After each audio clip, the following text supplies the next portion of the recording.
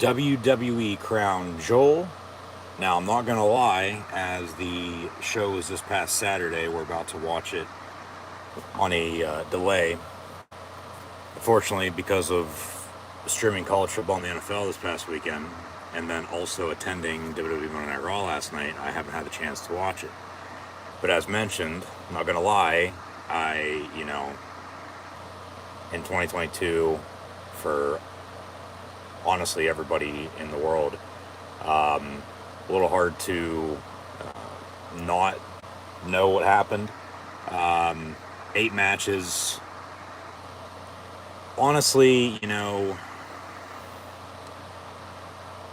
two, maybe three good matches on paper going in. I'm going to, of course, try to, forget what I had saw, what I had heard, and we're still going to try to watch a show with no prior knowledge, if you will, of what did in fact happen at WWE Crown Jewel as they were over in the KSA, the Kingdom of Saudi Arabia, in the Middle East, for a 8 o'clock local start time, 12 noon Eastern this past Saturday. But I had college football, Penn State, Indiana, live watch along reactions live on YouTube, and then on Sunday, NFL live watch along reactions as well. As mentioned, attended WWE Monday Night Raw last night, as that was in the area. I'll upload the videos tomorrow. I believe 15 in total, if I'm not mistaken, if I can count correctly. But wanted to get Crown Jewel done and out of the way with. And honestly, looking ahead, as I've said in the past, here in November, with 3 of the 4 Saturdays having college football along professional wrestling pay-per-views, with Crown Jewel here, and then AEW Full Gear, and then WWE Survivor Series Thanksgiving weekend, I didn't know exactly when I'd be sitting down to watch and then stream. But thank you for tuning in and listening. As always, I'm your host, Encyclopedia Sports, Cohen Luke 96. Be sure to like, follow, and subscribe on social media. Links in the description below. Thumbs up button. Share hashtag WWE, hashtag WWE Crown Jewel. Chat questions and comments, super chat, super sticker, super like, super thanks. Always greatly appreciated as well. But it seems like I'll do the same in a few short weeks for Survivor Series as well. So, yeah, you can probably put pen to paper on that and take to the bank that I'll have WWE Survivor Series live watch long reactions late November, about 3 days after the fact. So that would make it about 3 weeks from tonight. Also on a Tuesday night, as Crown Jewel was past Saturday on delay. We're going to watch it now. About a 3.5 hour show, with the 8 matches and then fillers, of course, with everything backstage that I'm assuming they'll do with interviews and such, video packages, and then tack on the entrances and then how long the matches are. But then Full Gear is going to be tricky. Might have to watch that live. Might luck out and might also do that the following Tuesday as well, but we'll see. But then, Survivor Series War Games, starting to build towards that now. That'll be on the 26th, 2 days after Thanksgiving, and then that'll do it for pay-per-views for the WWE in 2022. No day one. They canceled that. Royal Rumble at the end of January, with the Go Home Raw to be the 30th anniversary show of Monday Night Raw. I might add now as well, as they announced that recently. And then, of course, on the road to WrestleMania. But as I, sit here and do audio-only live watch-along reactions of WWE Crown Jewel this Tuesday night, November the 8th, 2022, Election Day in the States, you know what to do, and that's drain the swamp. Let's go, Brandon. And I might add also, congrats to the one lucky son of a bitch who won the 2-point $04 billion Powerball today. So, yeah, there's that. But just looking ahead, Survivor Series in the same boat as Crown Jewel for live streaming. And that'll probably be on a 3-day delay like Crown Jewel is for myself. Right now is we hit the top of the hour, 8 p.m. Eastern Time. And, this would be like a normal, say, Sunday night, Monday night, Wednesday, Friday, Saturday night for streaming. Very rarely do I watch NXT anymore on Tuesdays. You can throw in Thursdays for NFL Thursday Night Football, but, from Sunday to Saturday and everywhere in between, Sunday night, Monday Night Football, Monday Night Raw, Dynamite, we got SmackDown as well, and then Saturday Night College Football, most part with the blue and white Penn State Lions, and I'll have, coming up this weekend, I might add, for anyone interested, live watch along reactions of Maryland Penn State Saturday afternoon at 3:30, so be sure to tune in for that, and then more NFL live watch along reactions this upcoming Sunday, and then honestly the next professional wrestling live stream, as of course as mentioned, attended Raw last night. That was a pretty decent show, could have been better as always. We'll get into that a little bit if everything falls into place, if I see fit, if it makes sense to talk about it, with of course Crown Jewel 2 days before, yet we're watching the day after Raw last night, and so on and so forth. You get my point. If you know what I'm saying. Anyways, AEW's got Full Gear a week from Saturday. I'll be attending another wrestling show. It'll be a WWE house show by the end of the month, so keep an eye out for those upcoming videos as well. And then there'll be a streaming schedule shake-up with that very day as well. So keep an eye out for updates. As always, just be sure to subscribe. The easiest way to stay up to date is, in fact, on social media. Like, follow, and subscribe on social media. Links in the description below. And then, WWE Survivor Series at the end of the month. And then, we'll go from there. It's going to be a long 2 months, it feels like, from the end of November to the end of January, from Survivor Series to Royal Rumble. But, of course, Triple H is in charge now of creative. Austin Theory cashed in his Money in the Bank briefcase last night on United States champion Seth Rollins and lost it. So, you'd have to think, of anybody who's lost the most since Vince retired and Paul Levesque took over, it has to be A-Town down. Of course, boosting and continuing to boost the women's division. Had a couple single one-on-one matches last night that were, pointless, if you will. But also had a damn good six-man tag to begin the show. That had a promo beforehand, so it was a good 30, 45-minute segment, and then, a couple of segments, including Rollins, who wasn't on Crown Jewel, I might add. He had an open challenge last night, but talk about the women's division. Had Bianca and Bayley go at it in a last woman standing match for the Raw Women's title at Crown Jewel, so that's a singles match. We'll see where they place that on the card. The SmackDown Championship for the women's division, of course, it's currently on Friday Night SmackDown, where Bray Wyatt's at, since he returned at Extreme Rules last month. He's supposed to be on Crown Jewel, doing something, so we'll see what that entails. But, just, come full circle, real quick with what I just said there. Long story short, not much, but,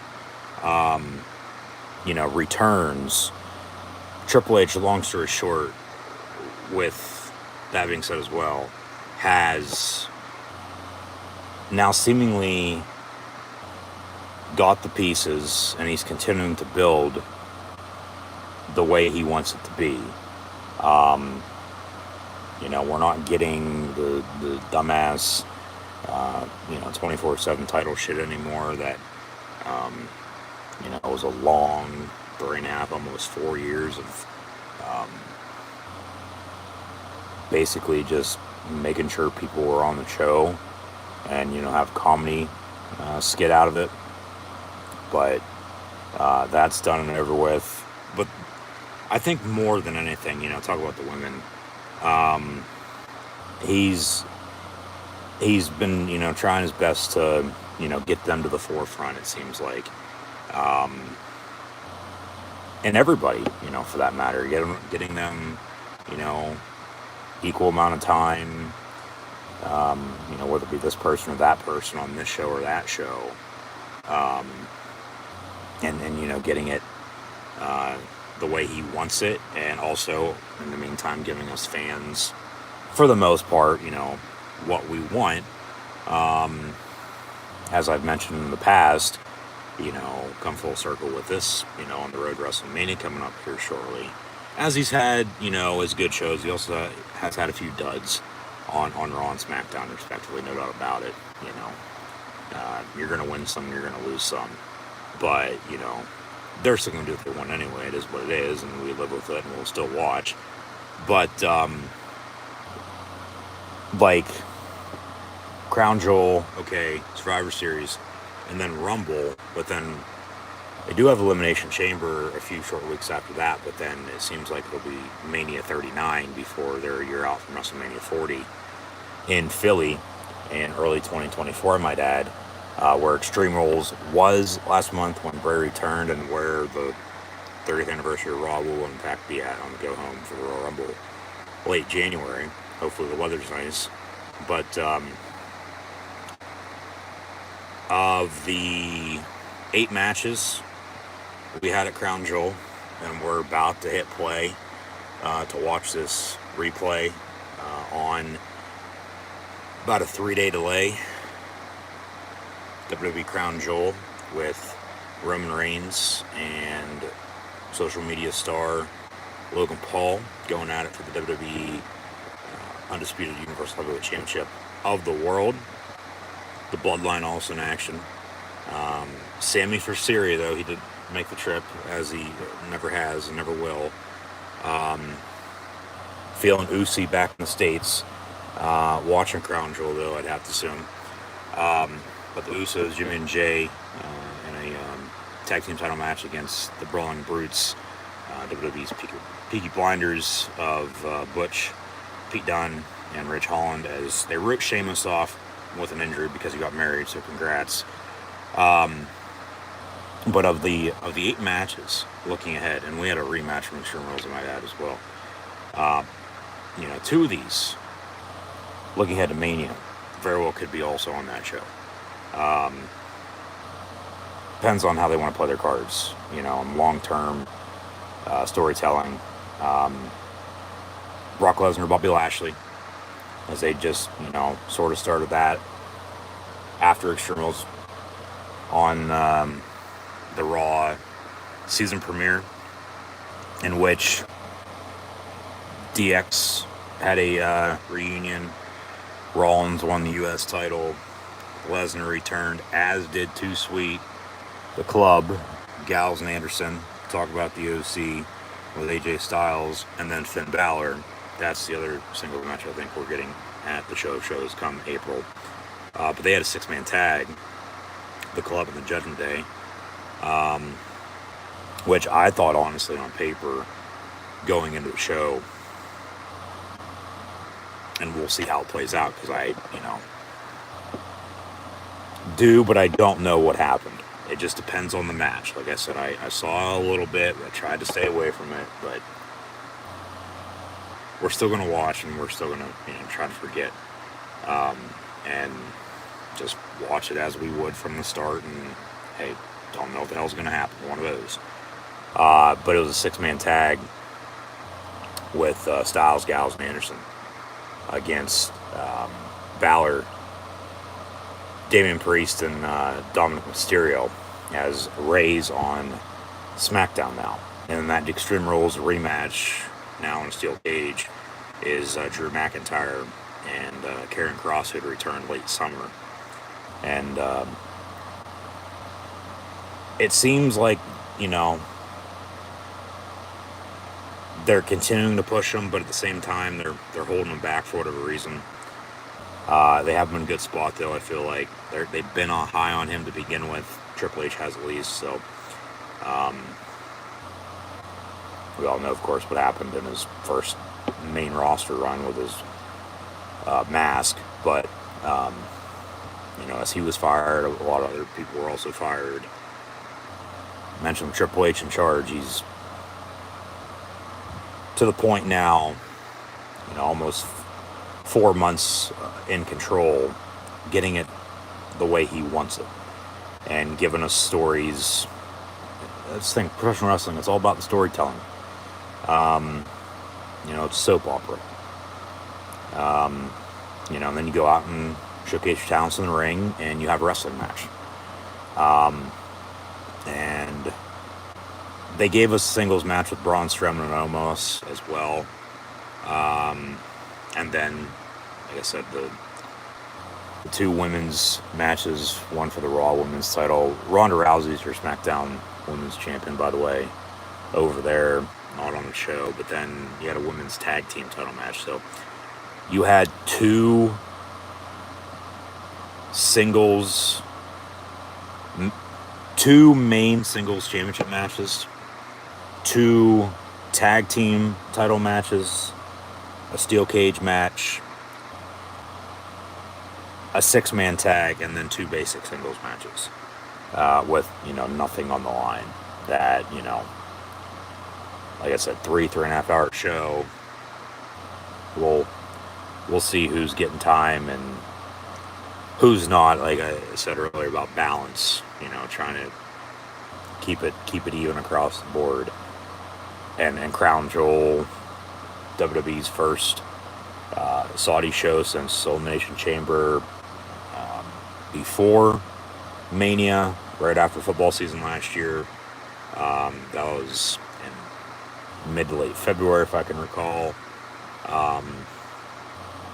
But this is Triple H's first Saudi show in the 10-year agreement that they started back in 2018. And, of course, didn't go over in 2020, but they returned last fall, as Crown Jewel is normally in the fall.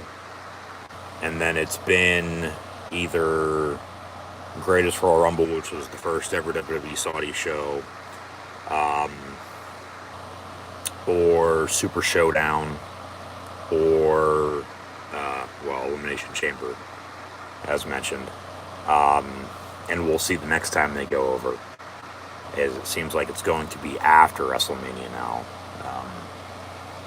next year, sort of like it was 2019, and the second full year of the 10-year agreement that they have. So, almost halfway there, no doubt about it, for the company. It's a big money maker. So we'll see how the crowd is. They're normally in it. But yeah, I guess without further ado, I've talked enough. However long it's been since I started this. And we'll watch WWE Crown Jewel now, as baseball and the NASCAR season are officially done and over with. We do have basketball, hockey, and some MACtion college football on this evening as well. So we'll be keeping an eye on that. But even though we're in the thick of it, in football season, professional wrestling continues all year long.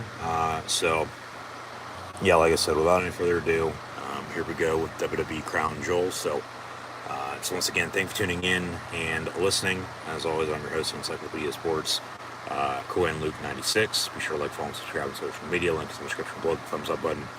Share hashtag WWE, hashtag WWE Crown Jewel for what it's worth at this point, 3 days later. But here we go. Chat questions and comments, super chat, super sticker, super like, super thanks. Always great appreciated as well. So, yeah, Roman Reigns, Logan Paul for the undisputed WWE Universal Heavyweight Championship.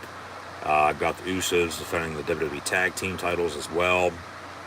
6-man tag with the Club and the Judgment Day, a steel cage match, 2 tag team title matches, 2 singles matches, and then a last woman standing match between Bianca Belair and Bayley, I might add, as well. So we'll see what happens here. And here we go, WWE Crown Jewel from this past Saturday.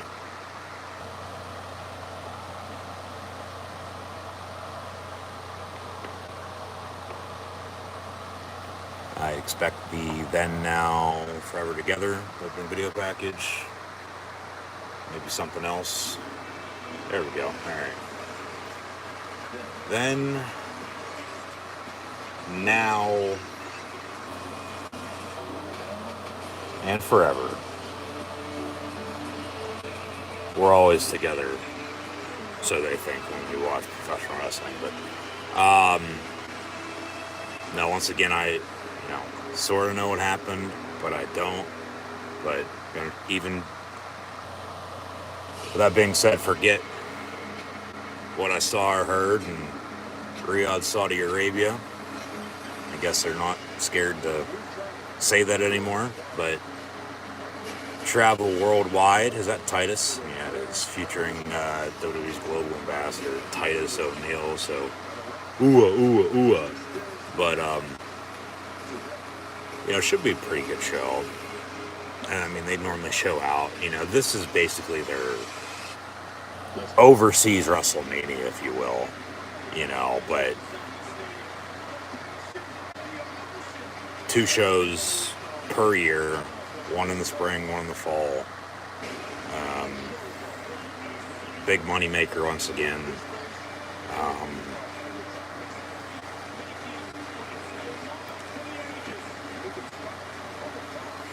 Stop on a dime. Interested to see how Logan Paul does, because he showed out in his 2 previous matches he's had with the company at Mania and SummerSlam. But that was whenever, as he says, he's not a boxer. His brother Jake Paul is, but he's only in pro wrestling because, well, technically he's right, he's not a boxer because he fucking sucks. He's not a boxer. But, he's also a draw, eyeballs on the product, so on and so forth. But this is honestly his first feud, since they brought him in, that doesn't include The Miz, because he was in a tag team match with The Miz at Mania, and then a one-on-one singles match at SummerSlam, and now here we are a couple months later, and he's challenging for the Universal title, for God's sake. And, even with everything that I've said on paper, and I've said it, past couple weeks, the way the card was shaping up, and they did add a few matches late before the show last week, 3 days ago, this past weekend, I might add, or I should say. As there's the cryptic Bray Wyatt graphic. Like I said, we should get him at some point in time, but WWE Crown Jewel, here we go.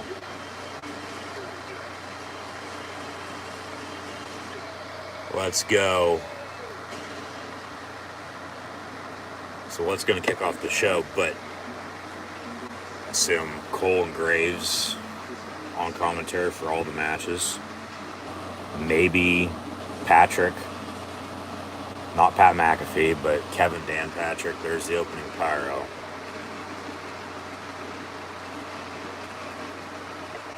And a ton of it, but they're getting paid a ton of money to waste on pyro like that, get the crowd pumped up. There's the excitement. And hashtag WWE Crown Jewel, yeah. 12 p.m. Eastern Time Saturday, so about 8 o'clock local time.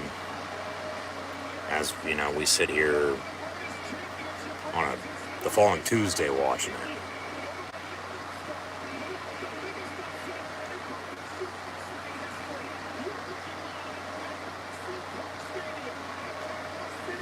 Riyadh, Saudi Arabia. Never been. Never plan on going either.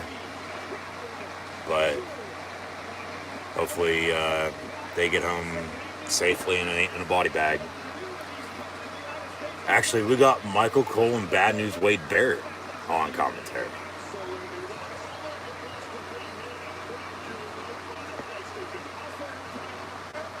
And then they got the Arabic announce team as well.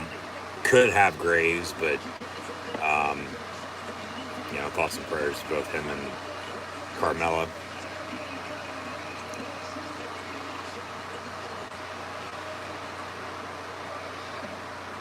And here comes the almighty Bobby Lashley. All right, so they're going to kick us off with Lesnar and Lashley.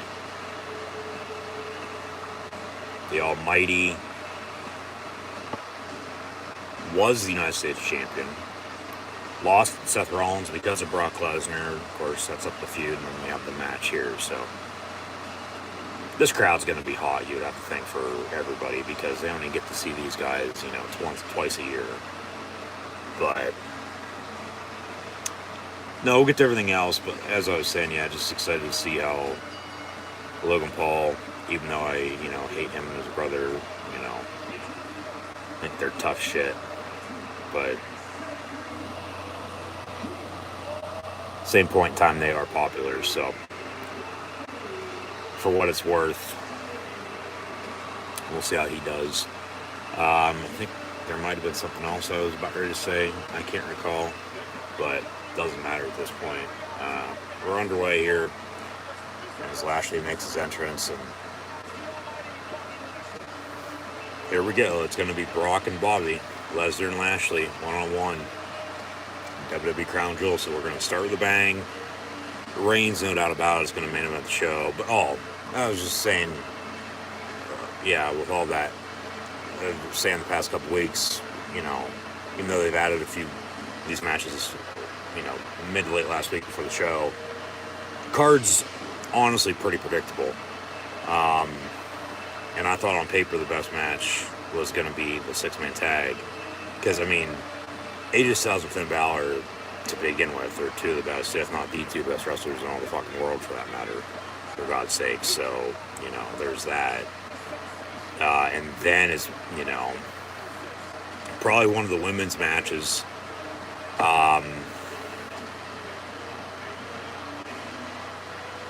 Potentially this, as now we're going to get an almighty Bobby Lashley video package after his entrance, not before. This is a first, honestly. Normally they run all the video packages before entrances, and then we have back-to-back entrances and bell rings and the match is underway. But entrance, video package, entrance. Maybe Brock gets a video package as well. Probably won't. But then we'll get the show on the road. But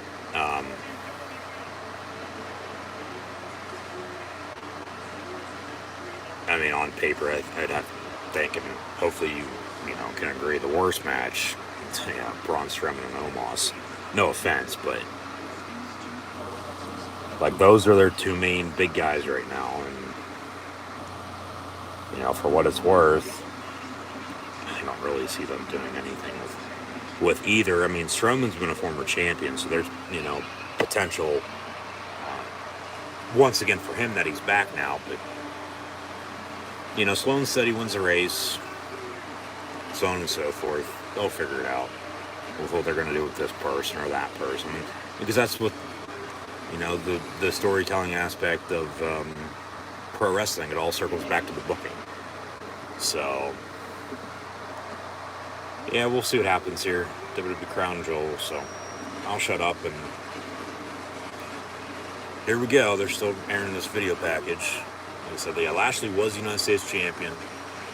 Lost it to Rollins after Rollins and Riddle fought in the fight pit with Daniel Cormier at Extreme Rules. And then, of course, he's got the whole world in his hands in Bray Wyatt returning. So Lashley's saying he's not going to be disrespected, but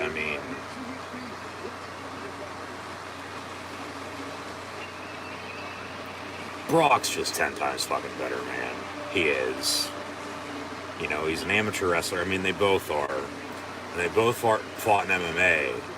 But, you know, Brock Lesnar is fucking Brock Lesnar. The dude is literally a beast. And that's why they call him the Beast Incarnate. Like,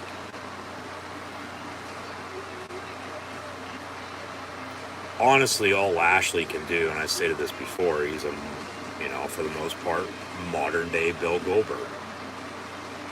You know, he's fucking spearing people and putting them in the Chris Masters lock, for God's sakes. And he's popular, you know.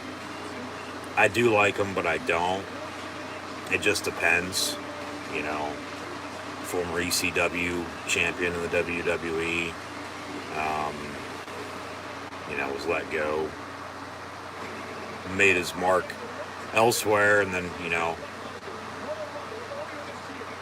came back, and, you know, the Hurt Business, damn good heel, but of course that helped to have MVP by his side, and now here at Crown Jewel going one-on-one with Brock Lesnar, and here comes the Beast.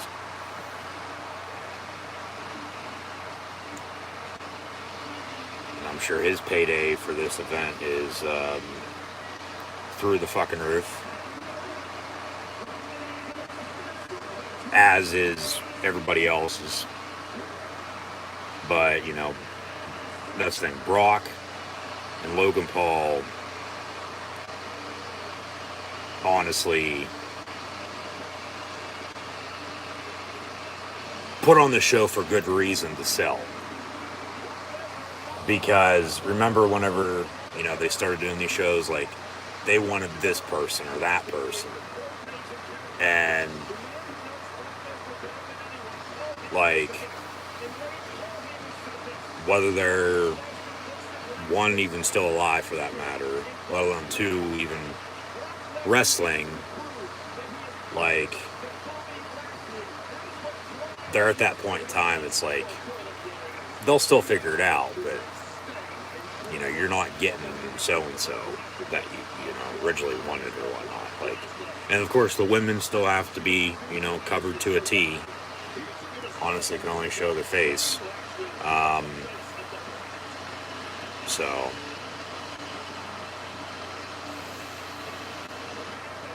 hopefully you're done folding the laundry, because here we go.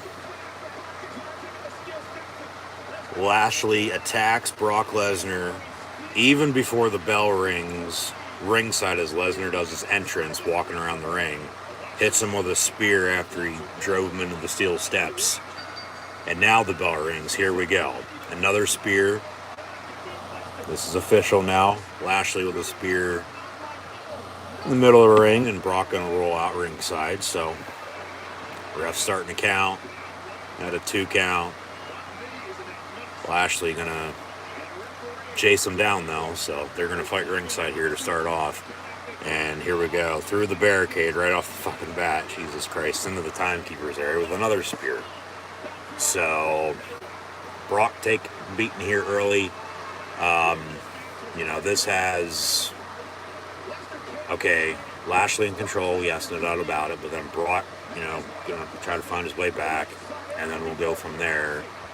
Maybe that'll be it, maybe it won't be, but, you know, it's been, as Brock takes people to Suplex City, Lashley with his 4th, let alone 5th spear, I've lost count at this point, to Spear City, and kick out at 2 on the pin, so match continues. But yeah, there's the first one. And then he hit one in the middle of the ring, into the timekeeper's area, through the barricade, and then one more in the ring before the pin. So 4 spears by Lashley, if I can count. And now he's going to try to put him in the damn Masters lock. Trending number 1 in the U.S., at least it was on Saturday at noon. Hashtag WWE Crown Jewel. And thanks for tuning in and listening to my Crown Jewel live watch-along reactions here on a 3-day delay, as Lesnar hits him with a suplex, and make that 2 suplexes in retaliation.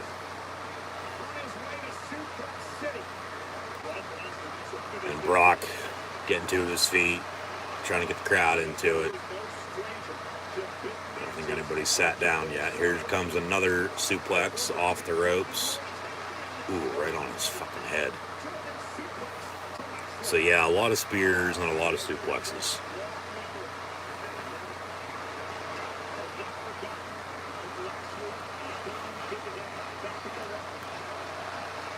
And now going for an F5. Brock hobbling a little bit, but there's an F5. Cover 1-2 and a kick out.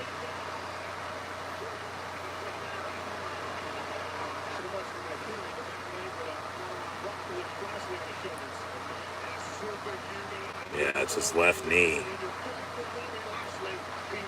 Looks like he just needs to pop it back in place and go. Obviously just got twisted up probably on one of the spears, landed awkwardly and the wrong way, and he seems to be okay, but he could be hurt for all we know.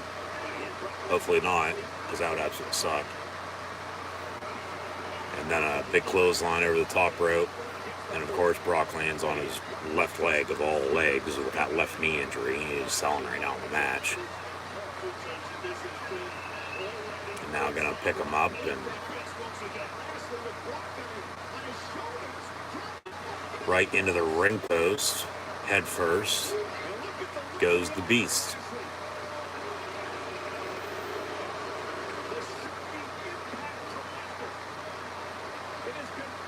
And now slam them back into the ring.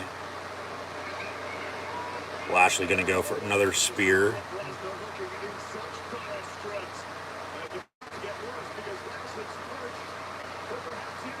And then Lesnar picks him up, F5, but then he's going to pick him up and slam him down on a half-assed chokeslam. But now Lashley going to try to get the Master's Lock, or the Hurt Lock, if you will, lock back in.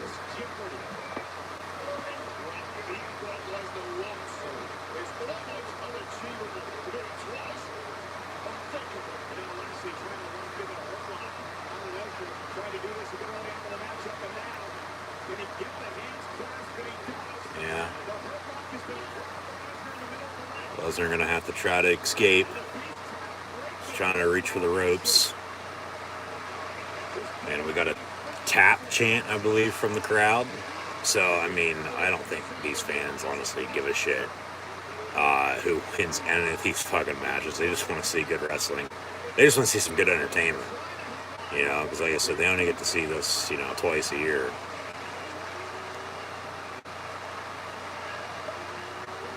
Brock screaming, trying to get out of the lock.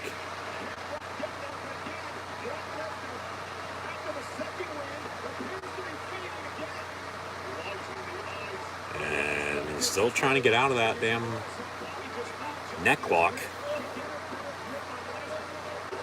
I don't want to give up, says Brock. Shut up.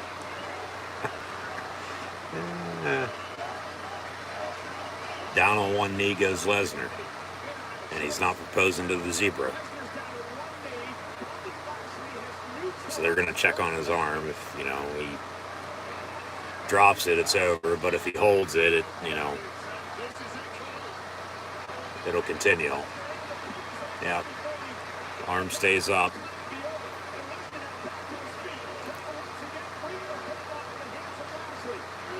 And into the corner they're working. Yep.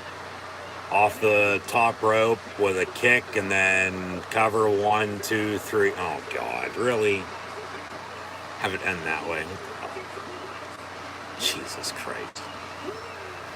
There's people. I'm sure there's people bitching about that. But there's... I can already hear it. Jesus Christ. Alright, it gives Lashley a reason to be pissed. I wanted Brock to win anyway to begin with. But match over, Lesnar's music hits as he's just laying there, but, you know, he's the winner. As Bobby Bear once said, and Lashley gonna attack him. But as Lesnar talks to the ref, hey, go tell him do this, do that. You know, ref gets back in the ring talking to Bobby Lashley now, saying 1, 2, 3. Here's a replay of, well, couple minute match, honestly. Couple spears, couple suplexes. But then the finish with the hurt lock, and then Lesnar with a kick off the top turnbuckle, and then pushing back Lashley as he's on top of him. They're on the mat, and the ref counts. Even though the submission's still locked in, the ref has both shoulders down, and then he's counting 1, 2, 3, and that's your cover and your pin. And Brock Lesnar, your winner over Bobby Lashley. So Lesnar wins, but now Bobby Lashley gonna attack him after the match. So it seems like they'll be continuing this. I mean, like I said earlier, I think long term, depending on what they want to do with, both of them, even after this. But then when that time is, I don't know. You could do, because this is basic singles match, probably some sort of submission match or something, as they fought ringside there, something inside, something, they both have former MMA backgrounds. We have a steel cage match coming up here. We'll see how that goes with McIntyre and Cross, as they had a strap match, I believe it was, at Extreme Rules. At least Extreme Rules had actual, stipulation gimmick matches for the show that actually meant something this year for the first time in quite a while. And it seems like moving ahead, pay-per-view shows like that could be on the outs depending on what they want to do, year-round. But like I said earlier, from now until Survivor Series, okay, you got a couple weeks, but then you're going to have a long 2 months with no day one at the start of the year from Survivor Series until Royal Rumble, as here's a Survivor Series War Games promo with the video package. 10 competitors, as of course War Games was brought back by NXT, and they had that as a takeover in the fall. But now it's up on the main roster, and it'll be for Survivor Series War Games. We'll see what the War Games matches are. Now, in the meantime, okay, we're going to have one of the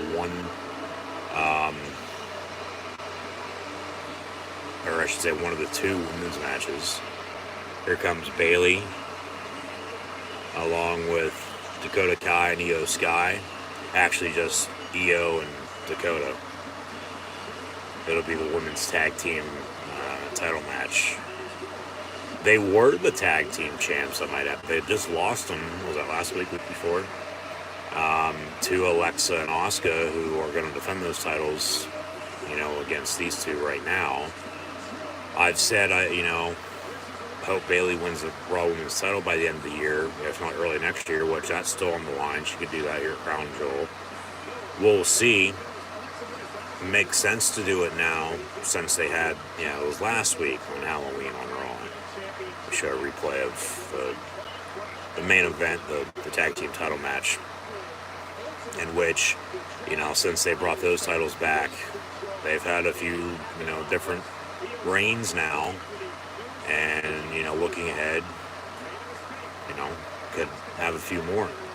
But, one of the two women's matches here at Crown Jewel coming up next. And Alexa and Asuka defeated Damage Control, Dakota and Io, to win the titles.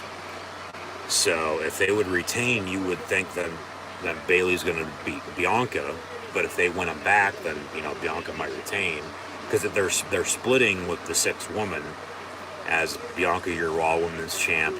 But then Alexa and Asuka, they're draped in gold right now as the women's tag team champions. But then, okay, you have Bayley, you also have Dakota and Io there, so we'll see what happens. But they're covered from neck to toe. Byron Saxton backstage with the interview as Alexa and Asuka get interviewed right before, and there's, okay, shit, the Bray Wyatt graphic again on the screen behind her. As mentioned, they're getting interviewed before this match begins. So months of retaliation, and yeah, Bianca probably will retain, unfortunately. You know, she's been champion for God knows how long now at this point. Asuka's hilarious. She is. So music hits, here we go.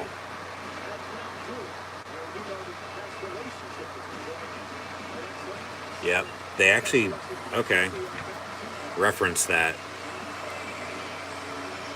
Bray Wyatt graphic behind the interview. You know, prior history. Essentially her as Sister Abigail. But, you know, Alexa Bliss filming with The Fiend, and Bray was fired, but he's now since returned. Alexa with her new entrance music. She's been back for a while now, and they're women's tag champs, and, you know, we'll see what happens here. I mean, honestly, I could care less about this match, along with the Strowman Omos match as well. So, I mean, depending on how I feel here in the next 30 seconds before they ring the bell, might fast forward until the end. Of course, don't want to fast forward too far, because I don't want to miss anything else with what's still to come out. You know, I don't want to not know what happened. Like, of course, I want to see the ending, but I mean, Asuka and Io sell the match as it is with the competitors, you know, that they are. You know, Alexa's got the looks, of course, and she's a pretty damn good wrestler, but Dakota's somebody who, you know, they also brought back and were high on NXT. You know, she probably should have won the NXT title along with, you know, being up on the main roster sooner than when she was. But, you know, of course, that was then, this is now. So they're going to show off, as we also have a women official in this matchup for the Women's Tag Team Championships. So I guess we'll watch it. I guess, yeah, really the only match I don't care about, other than this, like I said, is Strowman almost, because it's, like, what the fuck, like, just on the card to be on the card. So I guess we can watch officially 7 to 8 matches, not all 8.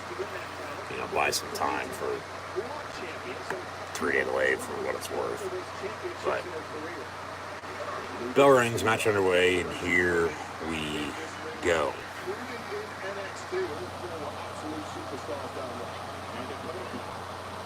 So Alexa and Dakota will start things off.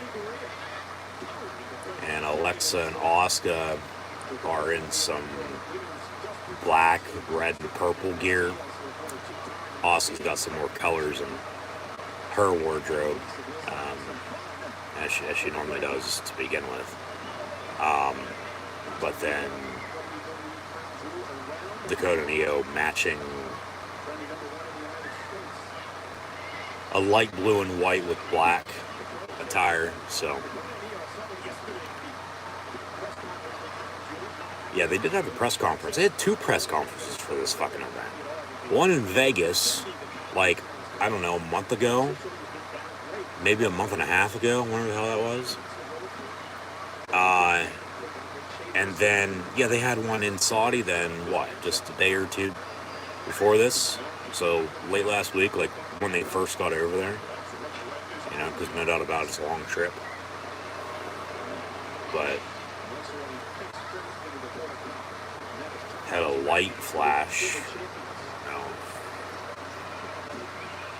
that was on purpose or not, but Alexa just laughing as Dakota slips and falls. Got a blonde with pink hair. Blue and pink hair as well. black and pink hair. And then as Bayley's got her red and black hair against Bianca, Io Sky makes a tag. She's got a tag coming her way against an opponent she knows very well in Asuka. So yeah, like I said, these two sell the match as it is. Asuka and Io Sky. And they lock up in the middle of the ring, and here we go. Nice takedown. Double kip up. And then off the ropes. Kick misses, and then a somersault, and then an elbow misses, a kick to the midsection. Elbow off the ropes.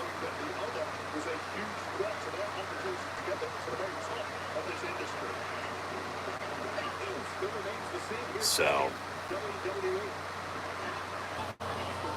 nice shoulder tackle. And yeah, Asuka makes a tag. Here comes Alexa again, so.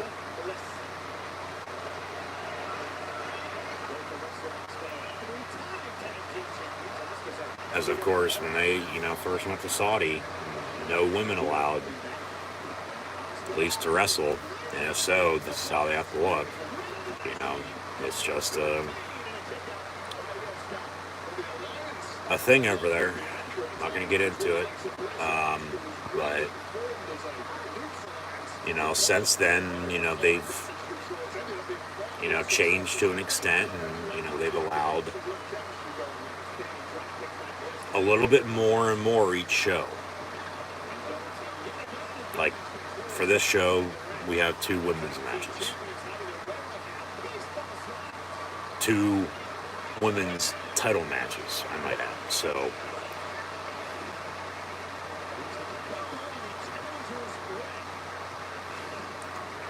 Asuka and Dakota Kai, the legal competitors. And a kick sitting on the top rope, but then here comes Io, and she'll drop kick her, but Asuka holding on, and then Asuka gets sent ringside.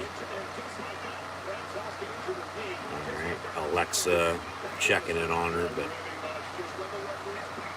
got a 2 count from the ref. Make it a 3 count. And a 4 until she can get back to her feet. And trying to get back into the ring, but she's holding her right knee.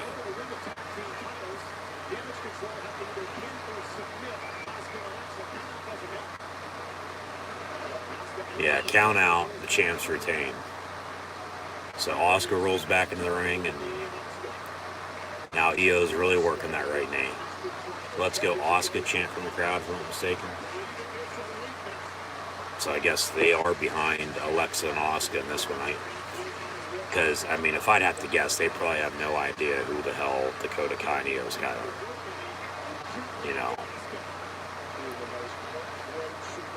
They really would have had to have watched NXT, let alone heavy the past couple of months, because they both just returned to SummerSlam. So, Alexa and Asuka have been around. And, of course, they're the faces in this match, too, so. And the champs, for that matter, so, yeah. That's the thing. Are we going to get any, title changes here? Reigns ain't losing. It'd be the tag team title match with the Usos or the 2 women's matches, because those are the only other 3 fucking championship matches on the show. So, we'll see.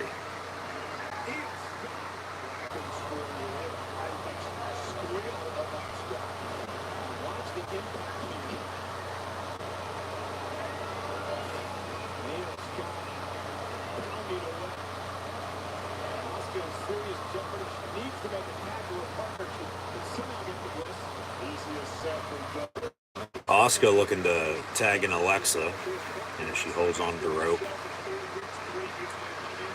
Asuka's really had her right knee worked in this matchup. Io, in the meantime, going to reverse it and slam her down. And it looks like she's going to make a tag. Yeah, here comes Dakota Kai.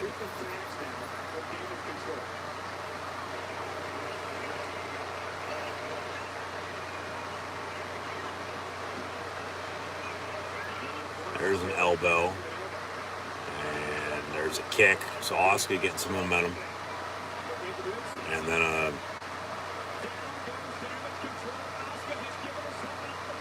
double clothesline, if you even want to call it that. I mean, tag made, here comes Alexa. So yeah, Asuka got him back to, for the time being on top. And then Alexa taking control. I might add to, as mentioned, a little bit ago, with some midweek college football, and it also being a Tuesday. Before I forget here, the college football playoff rankings for this week were revealed about 2 hours or so ago now at this point, and had a little shake-up, not much, but wanted to get into that real quick.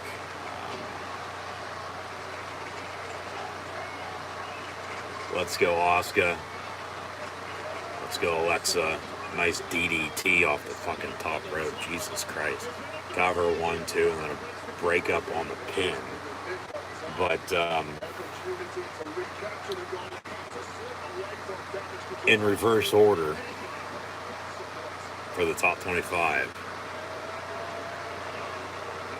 as we get the Penn State Beaver Stadium Twisted Tea commercial during the commercial break.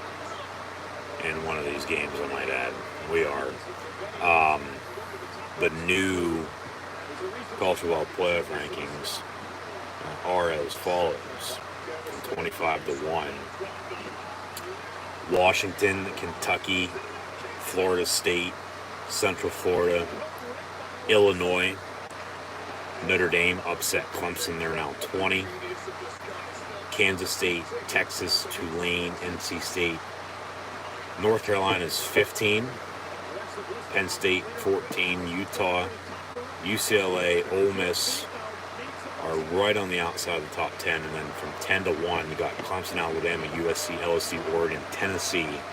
And then your top 4 are as follows, with TCU Horned Frogs, the Michigan Wolverines, the Ohio State Buckeyes, and the Georgia Bulldogs. As, of course, we still got a few more weeks to go. 1 would play 4, and 2 would play 3 in the college football playoff in the semis in the Peach and Fiesta Bowl before the national championship game. But in the meantime, Crown Jewel, there's a nice off the top rope, holy shit chant from the crowd as they give us an aerial shot now. There's a replay of it. Yeah. Asuka with Alexa at the end of it on top as the champs. Nice powerbomb vertical suplex out of the corner, and then a pin and a kick out. So match continues here. Nice elbow, and Asuka just spinning around in reverse elbows one after another, and Dakota Kai knows where the hell she is. And I might add too, another reason why I'm streaming tonight, along with as Survivor Series, will be the same. And then with Clash at the Castle back in September, 1 football season, 2 wasn't home, and then 3 I went to Extreme Rules. So those are the 4 shows. And it works out better this way for myself. So, of course, still watching and still streaming, so thank you for tuning in and listening. Kick out on the pin.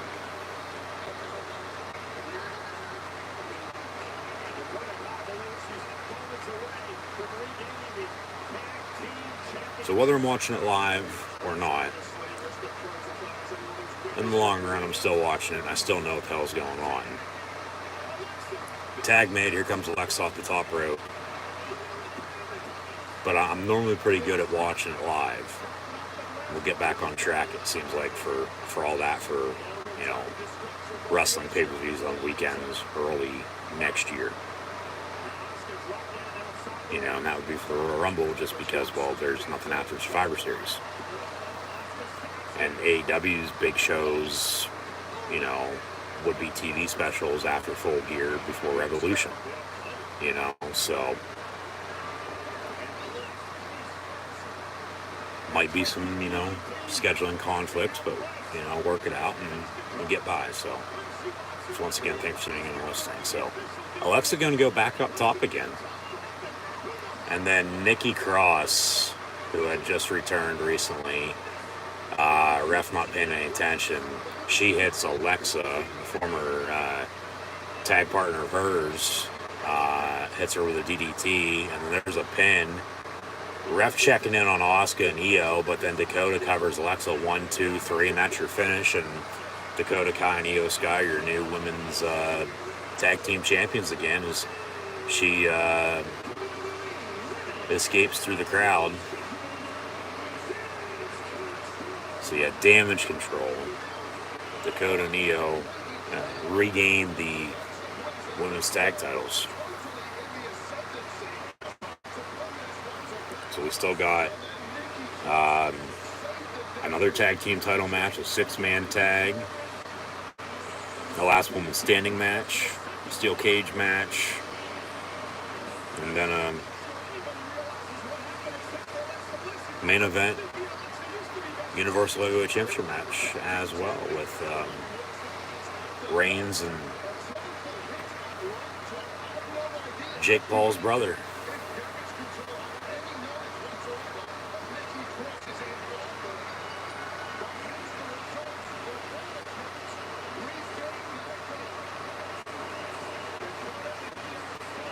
So that means, as I was hoping, I thought, okay, because I've been wanting Bayley to win the title by the end of the year, she would win today, and Alexa and Asuka would retain since they just won the titles in Raw. But then a couple days later, here Crown Jewel, then they lose them right back.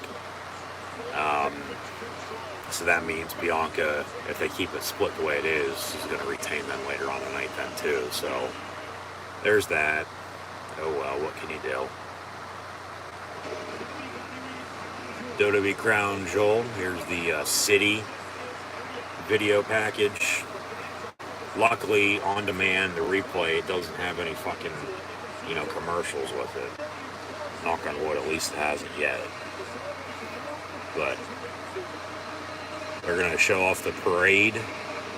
But here comes an SUV pulling up to the arena, and it looks like it's going to be the Bloodline.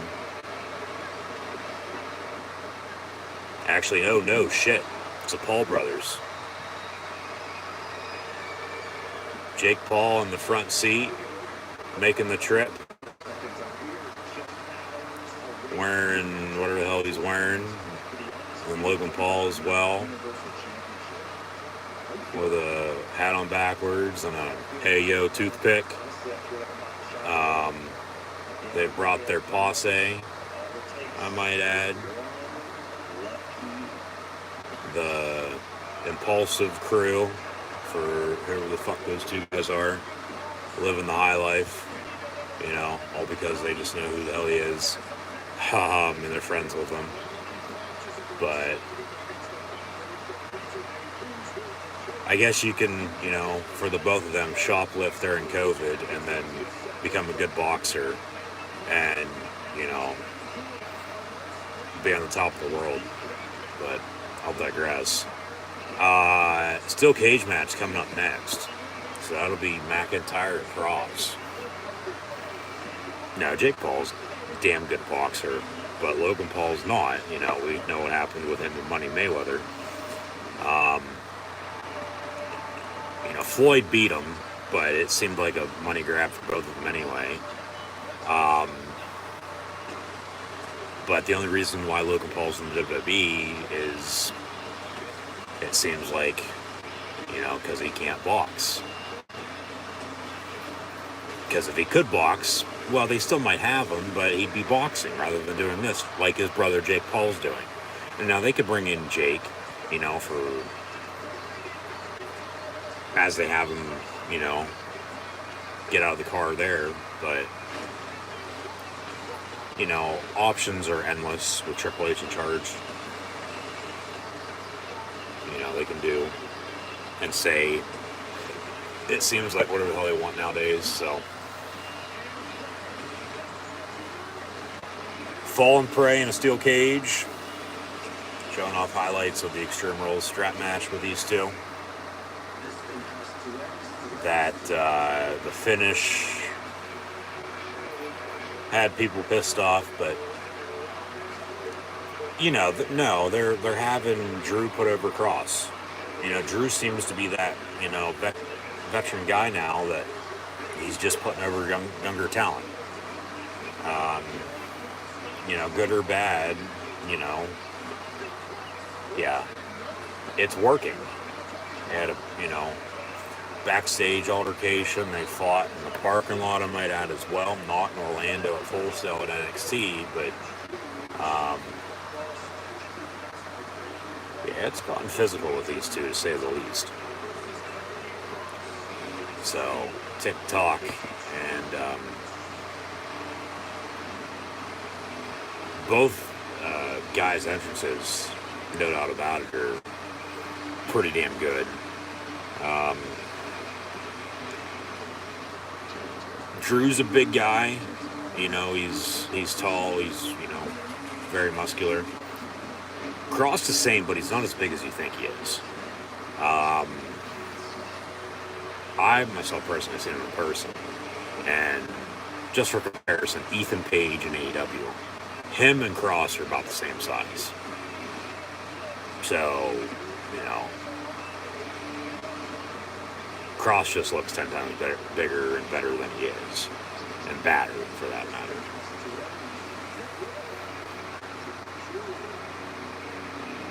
Same point in time, I mean, he's another guy that, you know, really can't wrestle, but that's neither here nor there. Steel cage match, Crown Jewel with the two of them coming up next. Drew McIntyre, Karrion Kross, pinfall, submission, or escape the cage. We've had steel cage matches in Saudi before, haven't we? As we're about ready to fall and pray, TikTok. Here comes Karrion Kross. Does Scarlett make the trip too? Seems like she did. Unless that's somebody that's just standing there that looks like her. Unless that's Kross himself, for that matter. Now there he comes. And he's, you know, growing his hair out. From, you know, previously being bald. So, Brian Urlacher wrestles now in 2022, it looks like. Yeah, Scarlett made the trip. There she is. Talk about smoke shows. This is fucking crazy.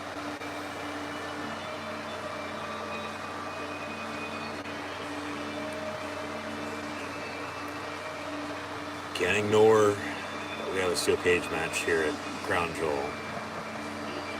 The end is here. We're gonna fall and pray. You know, they better hurry up down the aisle with the entrance if they want to hit it right on the head. Fall and pray. And then he comes up from behind and they hit the red light. And it is pretty cool. You know, it's got that six feel to it.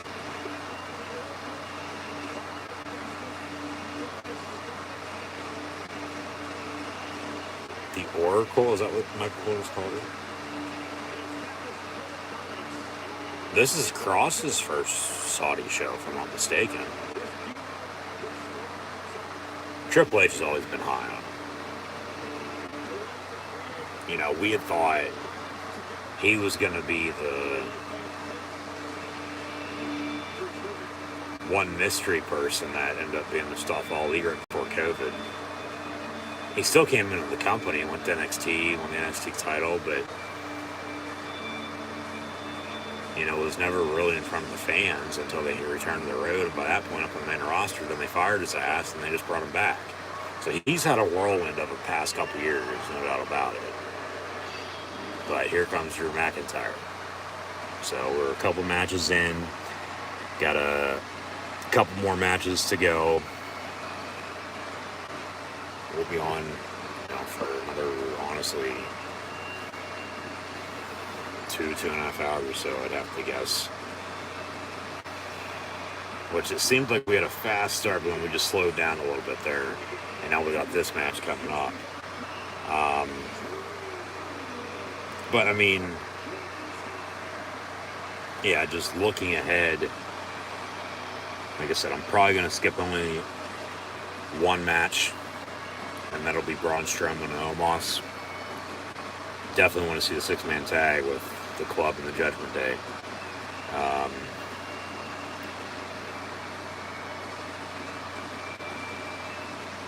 Might skip over the tag team title match because that's one that I know the Usos retained because they had the titles with them last night when I was at Raw. And surprisingly, they were on Raw. But they're setting up Survivor Series with War Games, and then you have, whether it's title versus title or just that big match feel, battle for brand supremacy, if you will, with Raw, NXT, SmackDown. But, War Games now this year, we'll see how they pencil everything in. But, yeah, we're 2 matches down. We got this one, and then one more. And then we'll probably skip, those 2 matches. And then the 2 main event matches. And like I said, we're supposed to hear from Bray Wyatt, or at least see him, or he's doing something. I don't know what though. But as it's all his fault, he's gone full-blown psycho on us with his seemingly personality disorder. But it's must-see, it's can't miss, it's must-watch. Especially for myself, as always, big Bray Wyatt fan, but steel cage going to be lowered, so yeah, we'll get through the show one way or another. But another women official for this matchup as well, I might add. So whether they're, wrestling or officiating, they're making waves in Saudi with WWE and the women. Once again for this show, as Cross gets warmed up, staring down Drew McIntyre. 2 big bearded men.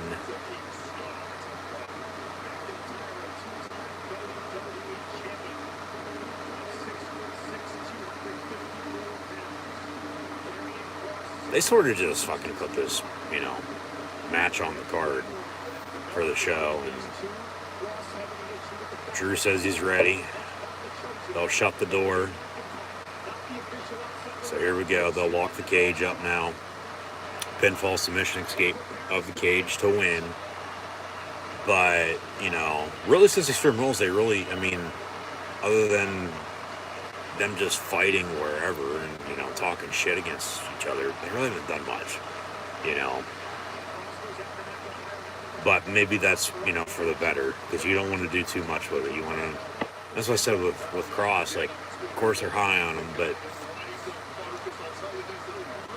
as it seems like they're continuing to push him, they're also holding him back for, whatever reason. But it might be for the greater good in the long run.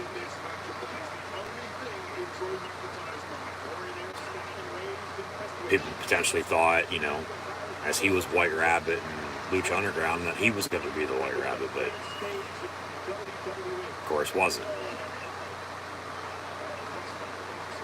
It's Bray Wyatt, and I still think he's being controlled by some sort of higher power. That could be that, White Rabbit. But, Bray's said recently, who we've seen, cutting promos on SmackDown, that's him. That's Wyndham. And then you get it to cut, and just eerie with just not knowing, honestly, what's going on, let them know what to think, and what's to come. Because hi, I'm Uncle Howdy, but yeah, so we'll get more into Bray later, but Cross and control Drew here. Kindred Spirits. Where's the two former ghost hunter investigators at?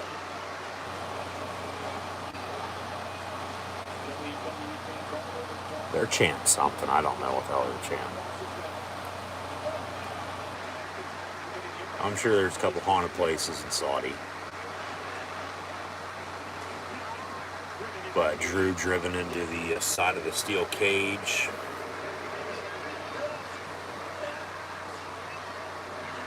Cross now stepping on his throat.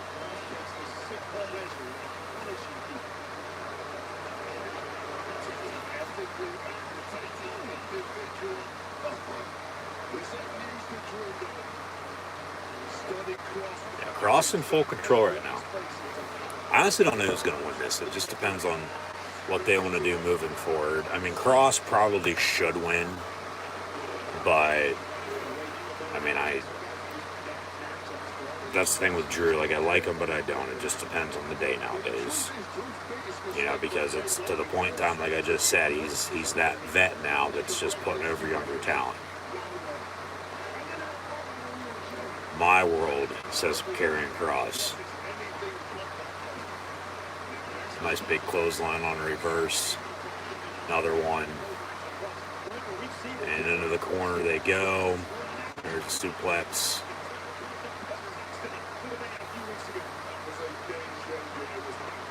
And into the side of the cage now goes Kross.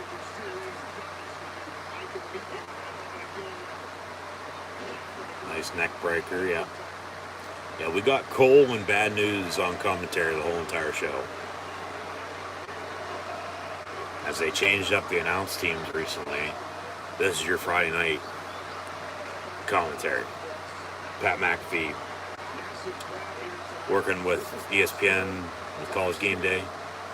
So WWE, even though he's still under contract with them, basically giving him the fall off so he can go do that. And like I said before, in my opinion, he's better at, talking about sports rather than wrestling to begin with. But he's damn good also, with the WWE, because with that entertainment aspect, like, he just knows what to say, Kick out at 2. Is Kross bleeding from the back? Or is that welt still from a month ago? Or did maybe he get some color with that ink on his back that he has? I don't know.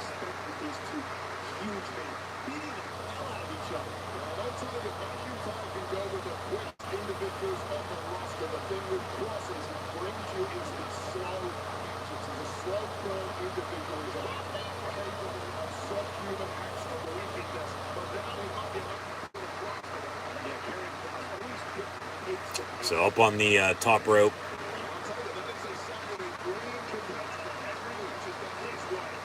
Drew sits down as Kross will headbutt him. They're in a tough spot because they got the steel cage, surrounding them.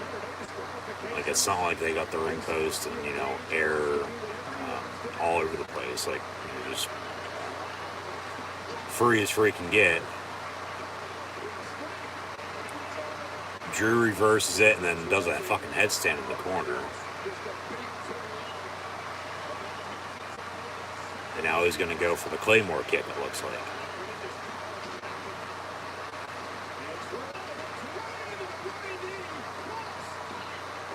One, two, kick out as Kross reversed it.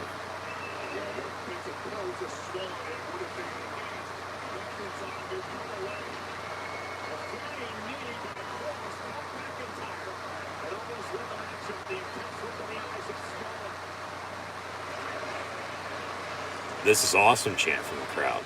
It's first we've had of that tonight, or the other night, or the other day, depending on how free you want to put it, you know, because it's, you know, been a couple days since this aired, but I'm just now watching for the first time. So 1, 2, kick out.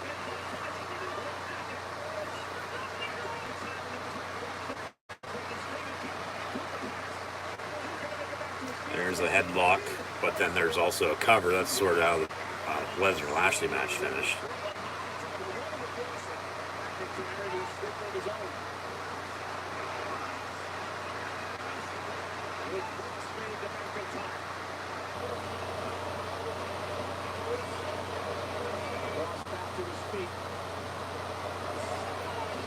Nice suplex. Drew lands very awkwardly and then holds the position. And then Scarlett yelling, "Take him down," from ringside. You suck chant from the crowd to Karrion Kross. So another, you know, back to what I said earlier about Alexa and Asuka, but then more so than not Dakota Neo.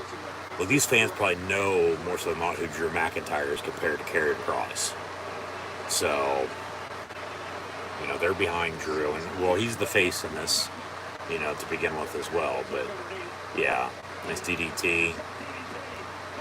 So, yeah, but here comes the Claymore kick. 3, 2, 1. And then Scarlett trying to cause some sort of distraction, but, you know, Kross now from behind with the headlock. All right. So they're just walking around in a headlock into the corner. And then an elbow. So Drew's, you know, taking control right back, but then Kross with a, whatever the hell Michael Cole just called it. It sounds like Karrion Kross has a maneuver with the word or the name Cross in it. So cross jacket, cross hammer, cross this, across that, like, Jesus. I mean, it's simple, it's basic, but you can't come up with anything, you know, a little better. Kross gonna try to climb the cage with a K, if you will, the cross cage. Drew gonna follow. Is this gonna be the finish? There's a right hand.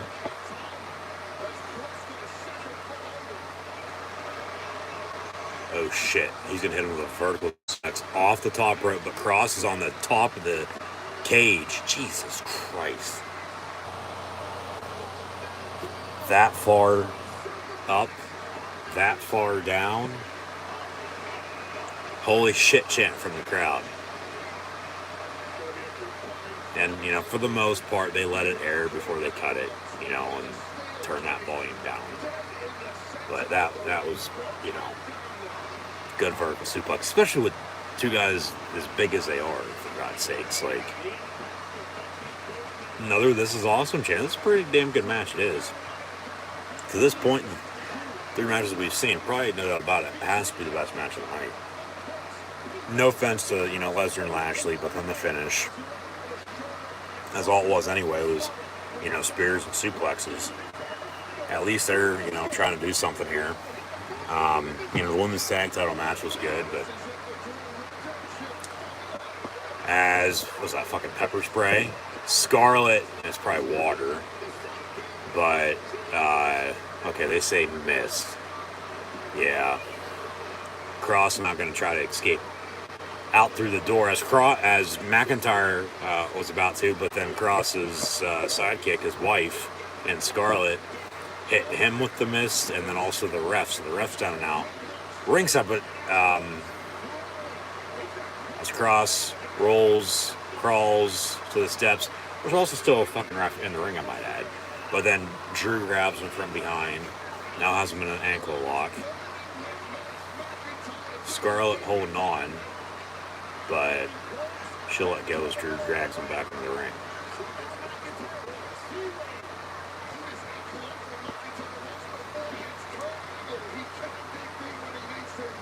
Then a nice big right hand. There's a headbutt. Then a kick. And there's a Claymore real quick. Alright, so now they're both down now. I might add.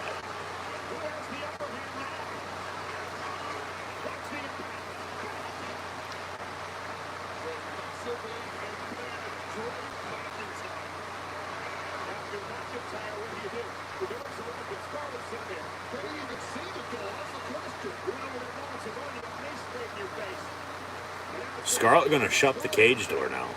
She's gonna try to lock it, but Drew kind of come over and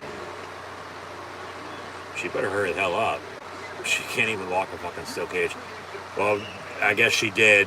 Whether it's actually locked or not, she backs off and you can't win, Drew. She tangles the key and she stands on the steel steps. She's just as sadistic as Cross is, for God's sakes. Like, Drew gonna climb the cage.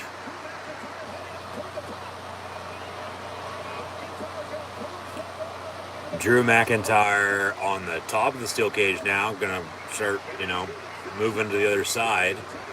She's whatever for, okay, we're gonna have a double drop.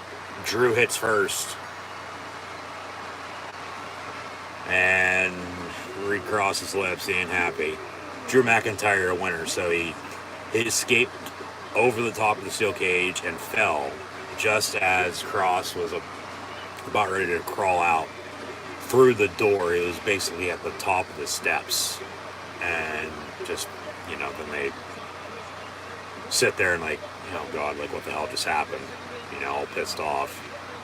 So Drew McIntyre with the win.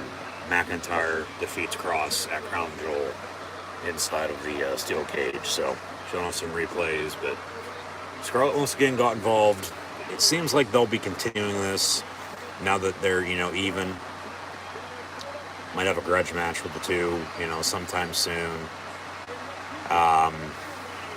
We'll see, but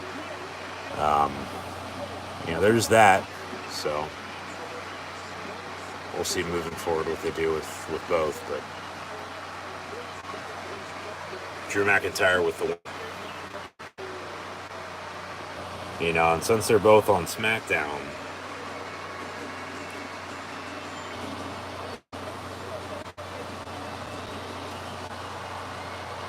I mean, you could have Cross eventually do something with Bray.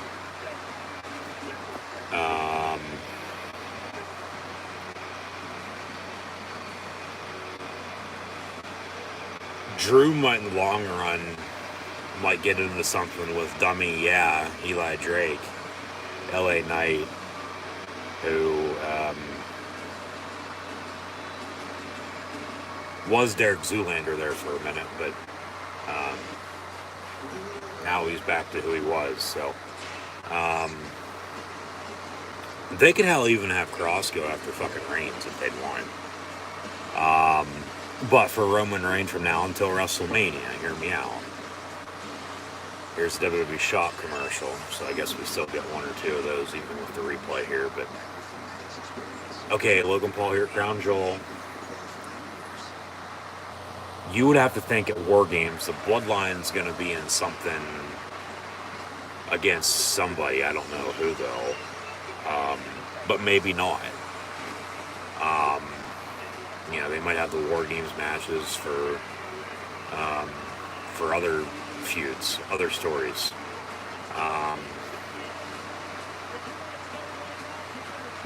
As it seems like the one's gonna be a women's, and the other's gonna be with what's still to come in a 6-man tag with the Club and the Judgment Day. And we got a couple more cars pulling up. And who's getting out here? This is now the Bloodline. There's Solo. He keeps putting on weight the way he is and continues to dress the way he is. He's going to look like Umaga before too long. There's the big dog, Tribal Chief, who we should all acknowledge, the current undisputed, who hasn't lost in over 2 years. the Universal Heavyweight Champion of the world, with special counsel Paul Heyman, and then just solo, but Jimmy and Jey Uso are there as well because they, still have a tag team title match. But Roman Reigns arrives at Crown Jewel. But then, as Sammy, in attendance, and rightfully so, for those reasons, as Saxton tries to interview them, and then Heyman makes fun of them. Yeah. Teaching them how to punch. But no, you have, speaking of Sammy, one either going to turn on the bloodline or they're going to kick his ass out. Because they can only feel Usi for so long.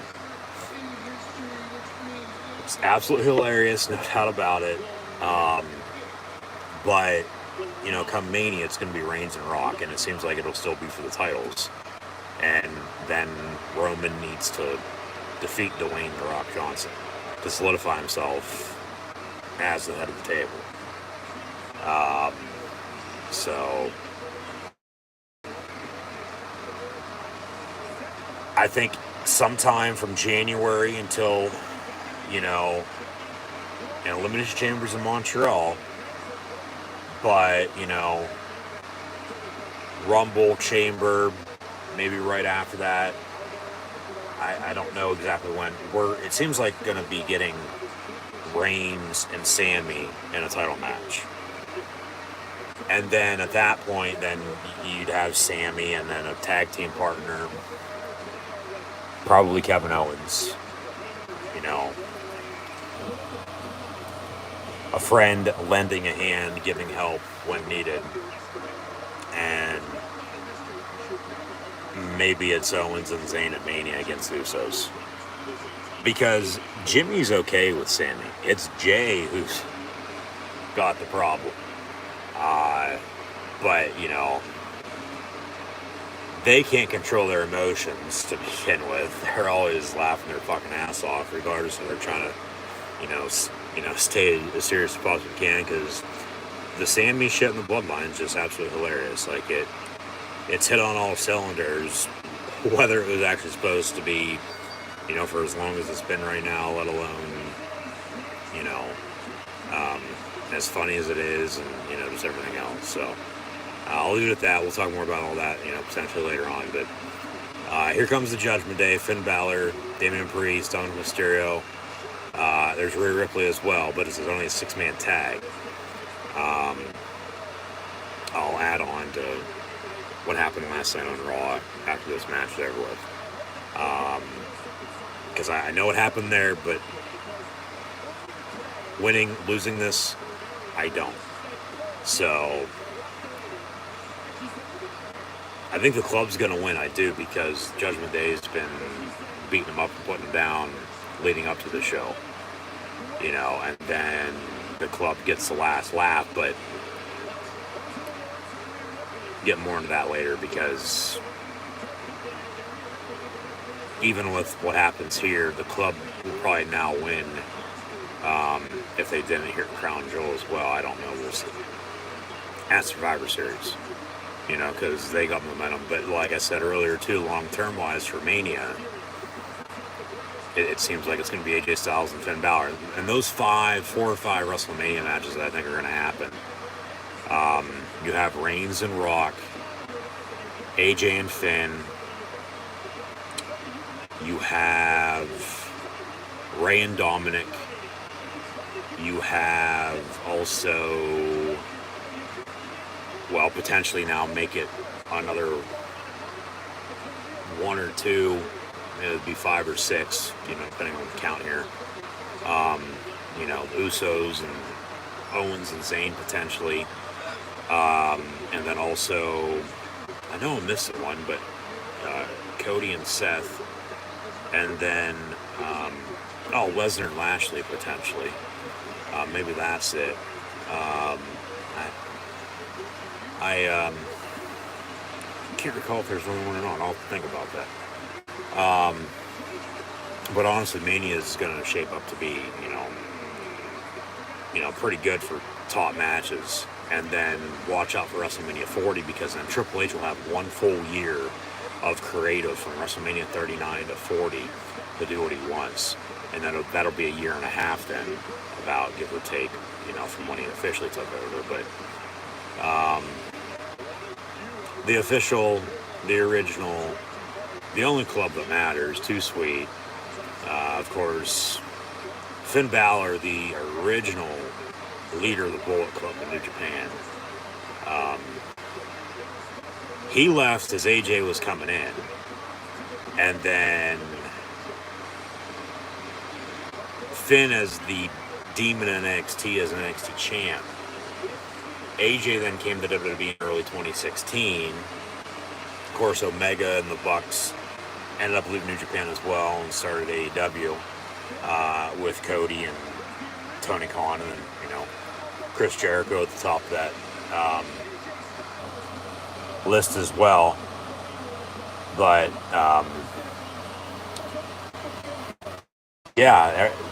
there's connections. Like, they know each other, so they actually do sort of name drop the Bullet Club with their history. But AJ was, recently here in a feud with Edge, and then the Judgment Day formed, and then they kick him out. Since then, it's felt like AJ has just been floating around, not doing a whole lot. But then Gallows and Anderson returned after they were fired, and then they went and worked, it seemed like, every fucking promotion, and then just came back last month. So the club's back together, and we're going to start off with Machine Gun Carl Anderson, who was, don't know the details and how it ended, but the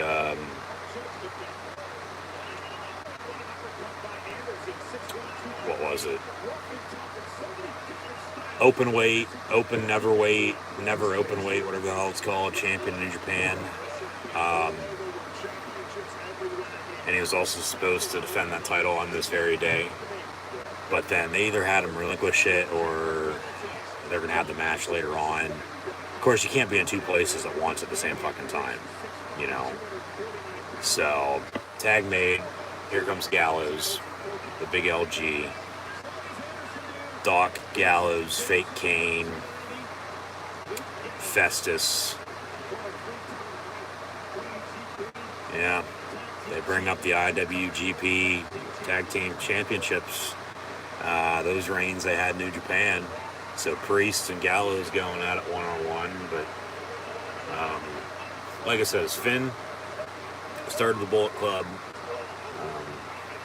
AJ was a leader. Omega was a leader. All three of them are not in New Japan anymore. Two in WWE, the other in AEW. The Elite, Too Sweet as well, should be coming back soon, seems like. But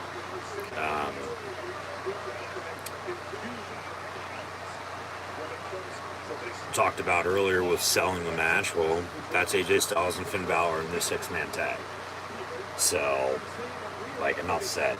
Give us one-on-one with those two. And like I said, I think long-term wise, that'll be the case come WrestleMania, along with those other matches that I named off. And there might be one or two more from what I had said earlier. I can't recall.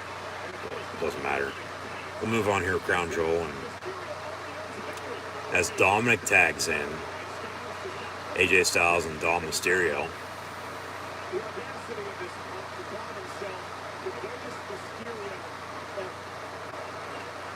They need to change Dom's name to Dominic Carrera is what they need to do. You talk about heel heat, especially, if it's going to be him and Ray one-on-one eventually. Yeah. So here's another tag. Here comes Carl Anderson, who's let us know before he's got a hot Asian wife. And some people are probably thinking, with what happened on Raw last night, which we'll get to in a minute, that's her, but that's not the case. She's married to somebody else. But, you know, it sort of makes sense, but it doesn't, you know. But they need a fourth person. They do. That woman to, you know, go one-on-one with Rhea then. So there's a nice big elbow drop off the ropes from Gallows as he's working Dominic now. Tag made. Here comes AJ. So AJ and Dom back at it. Give us AJ and Finn. Here comes a vertical suplex. More like a, yeah.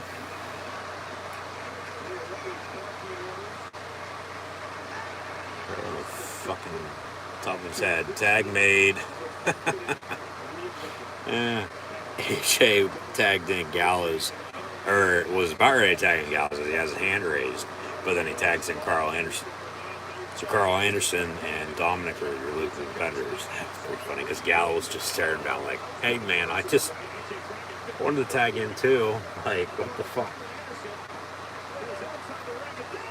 Alright, Priest with a nice big kick to the machine gun. Remember, Rhea is still ringside. Is she going to get involved one way or another? Only time will tell.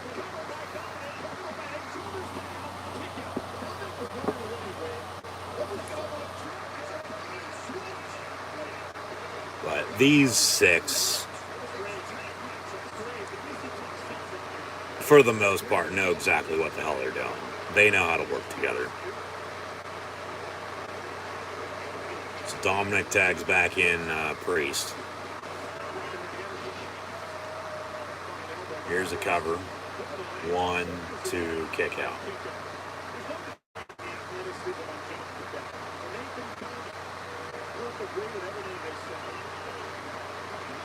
Couple right hands. Priest reverses. Oh, come on. Hit him with the slap, but that was nothing.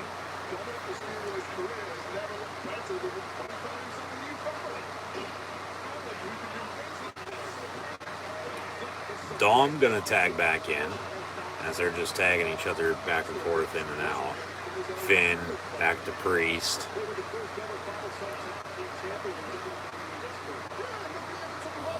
And then a leg drop, cover, 1, 2, kick out.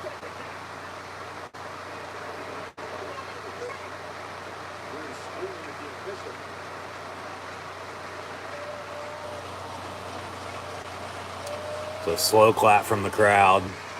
Gonna want Carl Anderson to get out of this.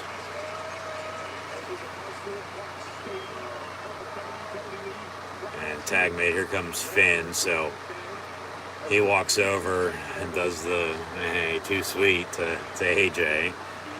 Well, fun and games until somebody loses an eye. But Carl Anderson probably gonna tag in AJ if I'd have to guess here real quick. Headlock there, but.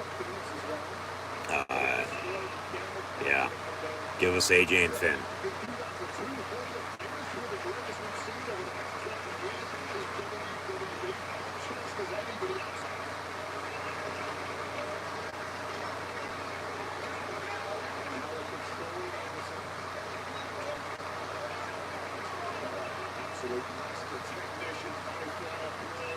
Carl Anderson fighting out of it, trying to tag in somebody.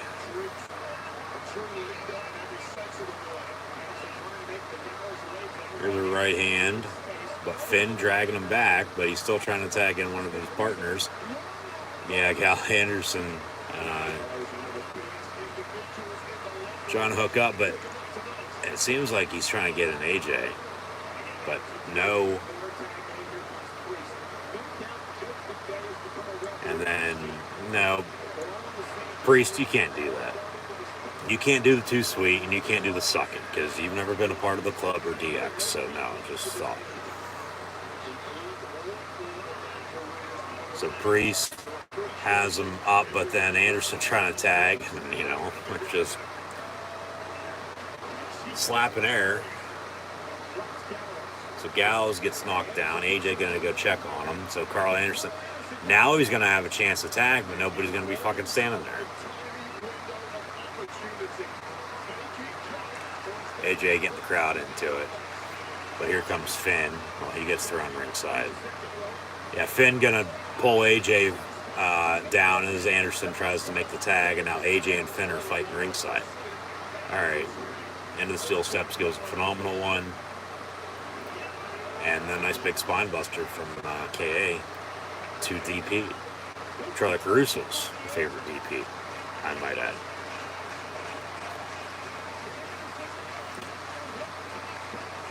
Tag made. Here comes Gallows. As Carl Anderson finally tags out.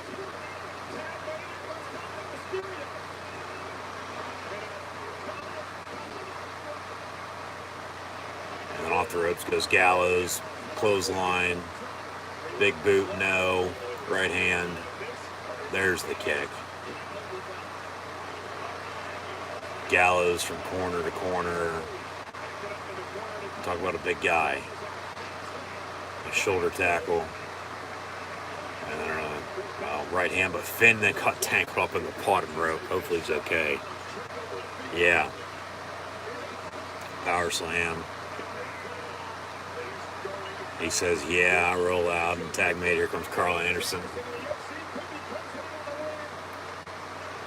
And here's their finish. But Priest breaks it up. And then a clothesline sends Gallows ringside. Priest gets center of the top rope by Anderson. And a quick roll up by Dominic. Cover 1, 2, kick out. I don't even know if they're the two legal competitors. Who the hell are the two legal competitors? Off the ropes, double clothesline, they're both down. AJ trying to tag in, Finn trying to tag in. So here at the end, we're getting AJ Styles and Finn Balor finally. Legally, one-on-one in the middle of the ring rather than them fighting ringside as they just did a little bit ago.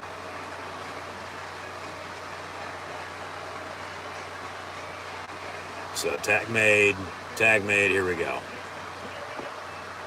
AJ Styles, Finn Balor, one-on-one in a six-man tag at Crown Jewel. AJ off the ropes. There's the forearm.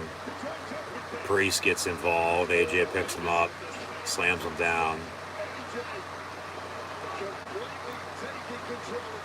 AJ over the top rope. There's a kick on the ring apron. More a knee to Dominic. And then to the gut of Finn over the top rope. Rolls it. Clothesline, no. And then Finn gonna go, nope. And then the knee to the back of the head, yep. Remember, yeah, Rhea Ripley, as they zoom in on her, she's still ringside in all this. That's one damn thing. AJ gonna go for the Styles Clash on Finn. Finn drives him into the corner though. And then roll up, gonna go for the calf crusher, but Finn reverses it. Now they got a figure four locked in the middle of the ring.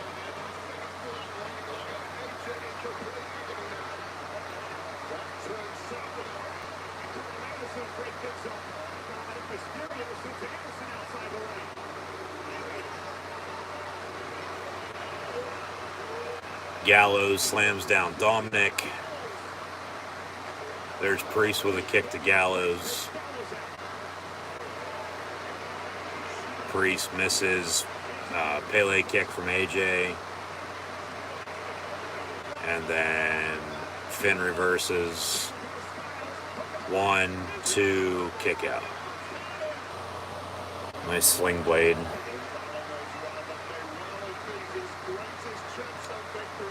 And now Finn gonna go for the coup de grace. Looks like off the top rope. But here comes AJ. Knocks him down.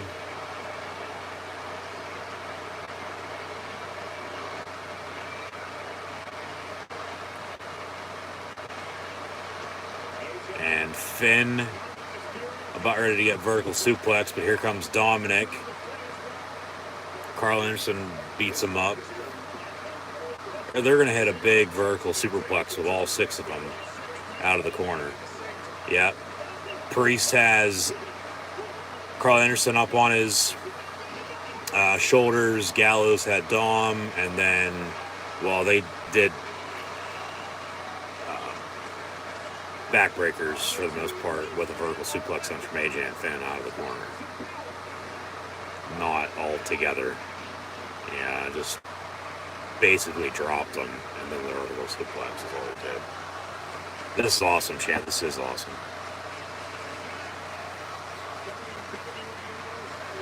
Rhea checking in on Finn.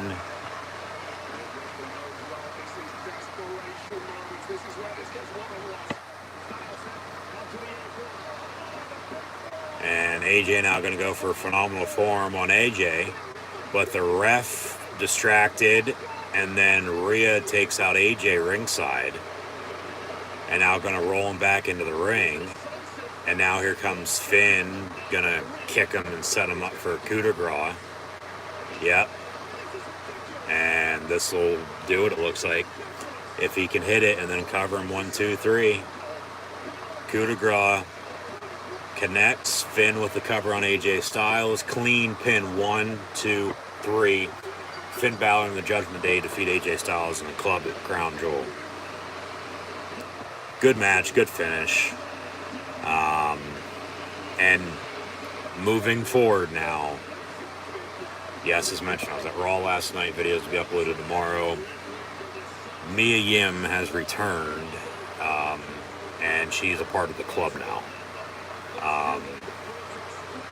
So she's that fourth person that they needed to go up against Rhea in Judgment Day.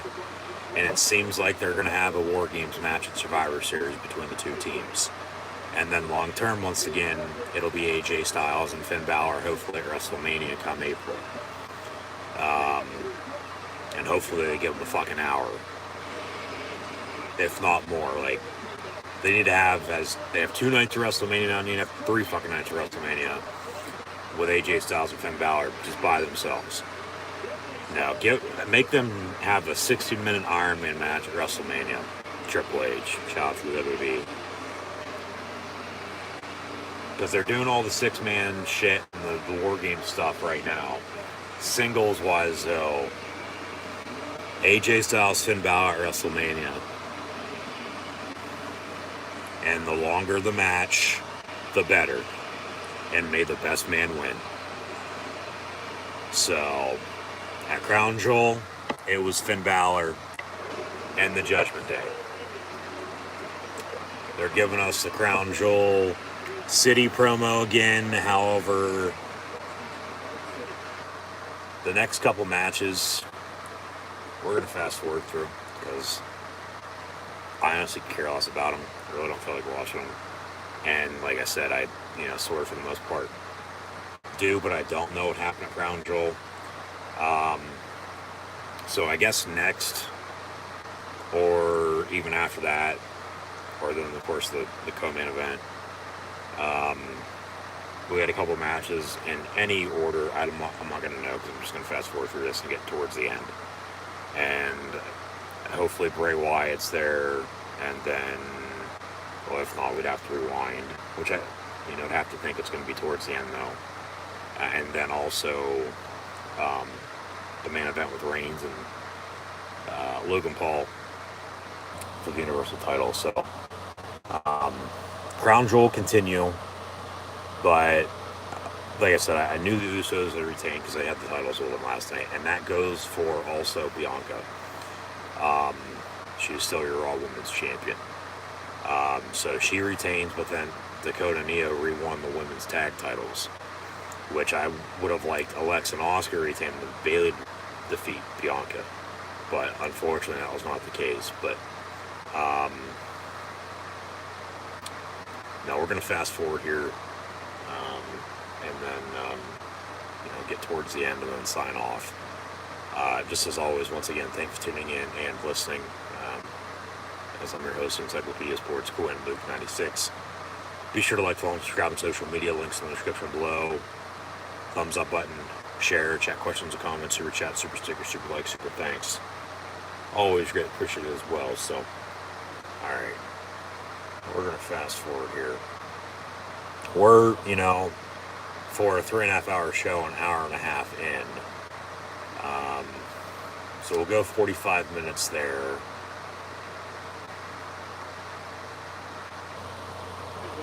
And they got the women's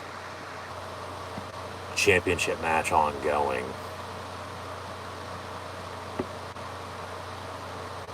So we'll go a full hour now to 2:30.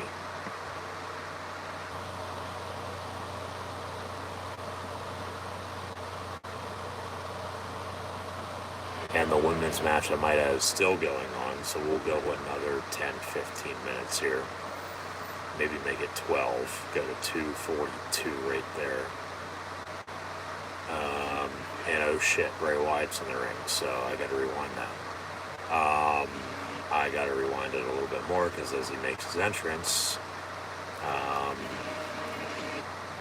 we're gonna, I guess, see the finish as Bianca celebrates and they fade to black. So here's a commercial for the WWE Network on Peacock.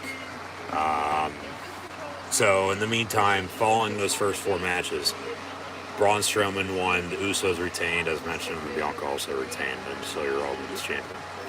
Last women's standing match. So next, it looks like it'll be Bray Wyatt before the main event, because I was thinking too, potentially they have the match and they have them sign off, like they did, had them return Extreme Rules after everything. As I might add, getting into the arena that night, they had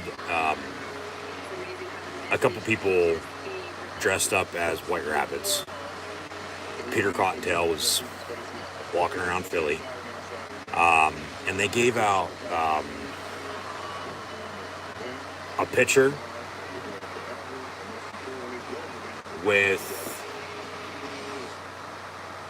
the saying of abandon all hope, if I'm not mistaken. It's on social media. I posted it in the picture from Hey, I'm here at Extreme Rules. But then also a word search. So WWE was all in with Bray Wyatt returning. And rightfully so. And now the lights go out. And cue Code Orange. Cue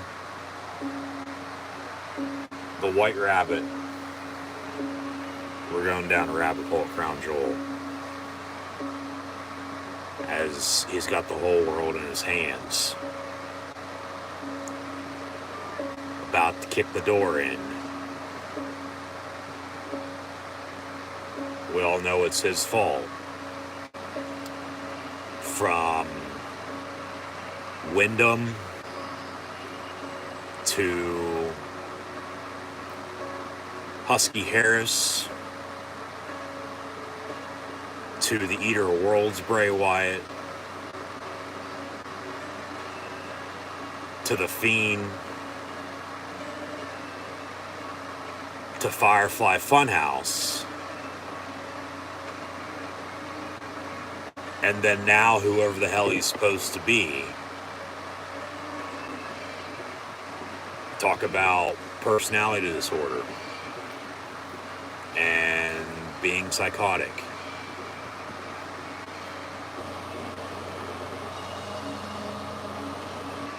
Bray Wyatt's one of the only, if the only, guy who can be doing this right now. Because that's how good he is with his words. As they give us an aerial shot and they have the Firefly graphic as a firework. As there is Bray with his lantern.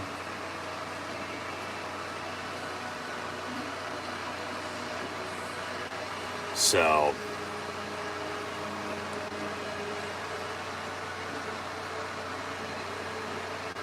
we'll see what he has to say, and then we'll see where they go with it. But as I've stated in the past, I still feel like he's being controlled by some sort of higher power. Who, what that is, I don't know. It's teases on Monday Night Raw because he's on Friday Night SmackDown. And he, has said a lot. and he's only been back for a month, but with all the QR codes on top of all that, there's obviously a long-term goal with making sure that what happened with Bray Wyatt the first time around doesn't happen again. And that is, in the long run, of course, getting fired. But, you know,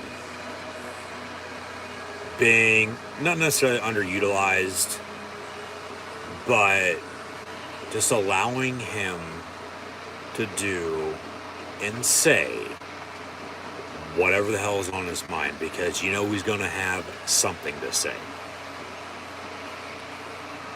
This man is full of words, and one of the best entrances throughout his whole entire career. One of the best talkers on the mic in, you know, terms of a promo the past decade, if ever, all time for that matter. And, you know, that dark side to it that, like I said earlier, it's can't miss, must watch, because you don't know what he's going to say. Welcome back chant. Of course, in Saudi, he won a title at, I believe it was WWE Crown Jewel a couple years ago, if I'm not mistaken, but then he had re-lost the title, you know, the next time they had returned. But like I said, whether he's this person or that person or this identity or that identity, you know, it seems like he has a personality disorder. My name is Bray Wyatt, he says.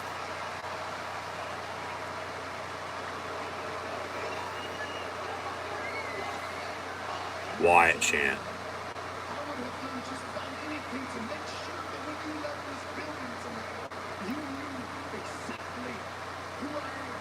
Do anything he possibly could to make sure we all know who he is. Well, we know who you are, man. Prestigious family, yeah. There were tons of Blackjack Mulligan. His dad was IRS, of course, brother Bo leaving. Some people were thinking Uncle Howdy is, in fact, Bo Dallas. Of course, you know, Bray's Bray. But I honestly think Bray could, you know, be doing everything just himself. You know, because that's the personality disorder. You don't know if he's this person or that person on this day or that day. Or at this time on the same day compared to an hour later or before.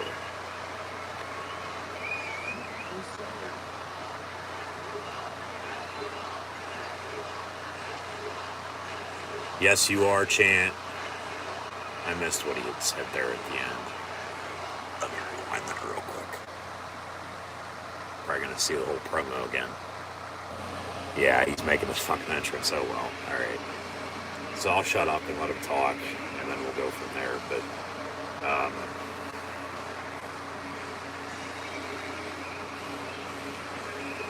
like, you think about it, you know, for this character, any normal person in real life would be locked up in a fucking psych ward, for that matter.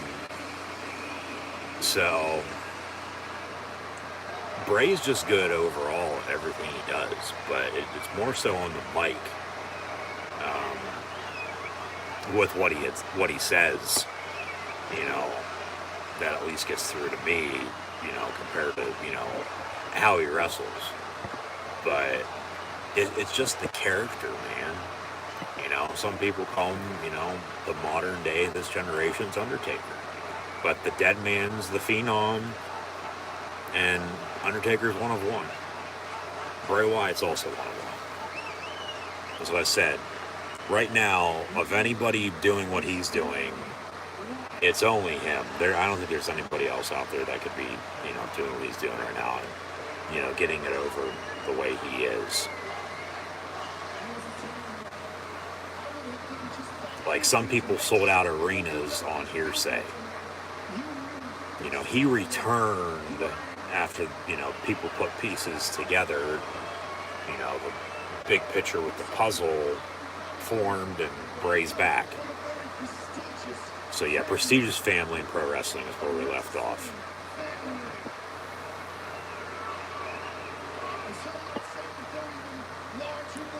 Larger than life. Well, he sure as hell is.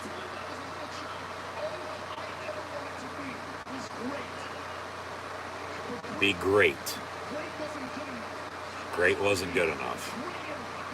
Be greater than everybody else.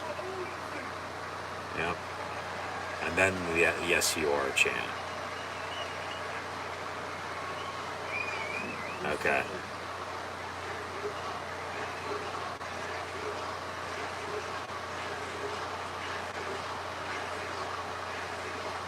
See, I still don't get why they fired his ass. I don't. Yes, you are. That's the point. Did what he thought he needed to do, and sometimes you just got to do what you got to do, man.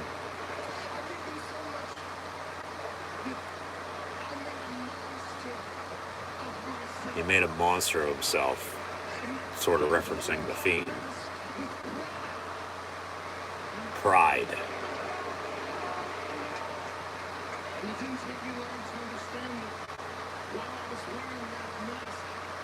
The mask.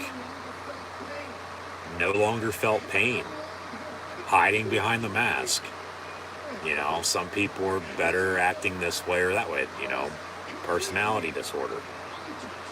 He's untouchable.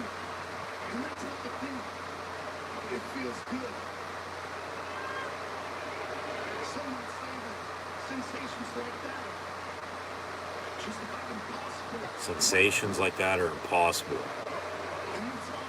I don't know about that, but he found himself. The kingdom of nothingness. That's good. The kingdom of nothingness. Running off everyone. Sitting all alone. Nowhere to go. We love you chant from the crowd. So hashtag that and at Bray Wyatt. Wyndham 6, if you will.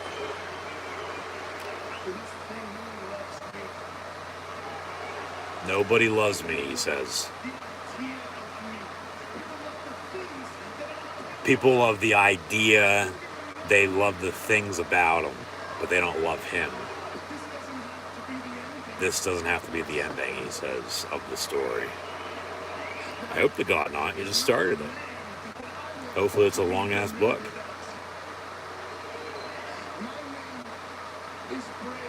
My name is Bray Wyatt, so he's going to start and end it sort of the same.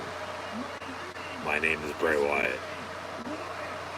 Can't reiterate that enough. He says his name is Bray Wyatt. He's got the whole world literally in the palm of his fucking hands. His story, as we'll now get a video up on the Tron.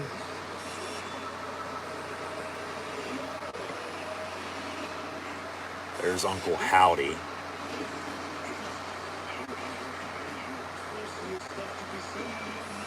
Someone you're not. Fold them, but can't fold me.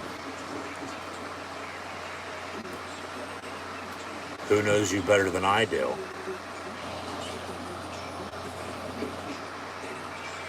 They don't deserve you. Truth is, we're going to go far. Why wait?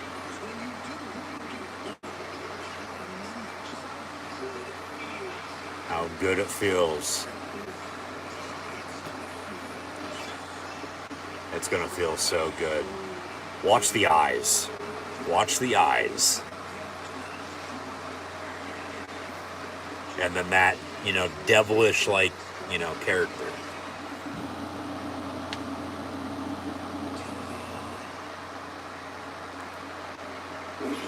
The unknown. As they cut from that, Bray still in the ring. I noticed the teardrop was a little bit longer than it was the last time. As we get a Survivor Series video package again. So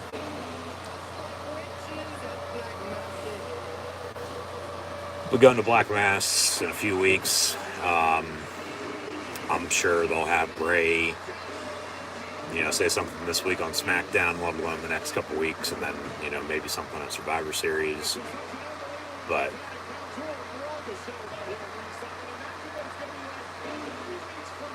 3 weeks from now, less than 3 weeks now.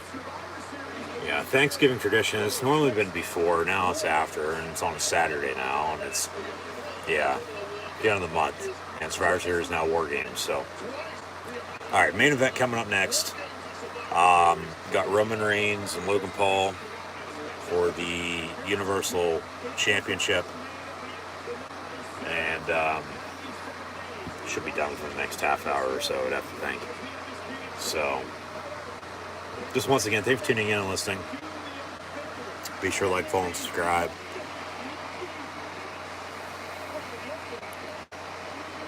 And they'll give us a video package, but we'll see how this goes. But predictable, Reigns is going to retain. You know damn well Reigns is retaining. He ain't losing after, 2 years as champion to fucking Logan Paul of all people. Yeah, and this goes back, to when Reigns was on his podcast. And then, then they said shit after the fact, and then, tweeted stuff, and, got the ball rolling, and here we go with the match now, so.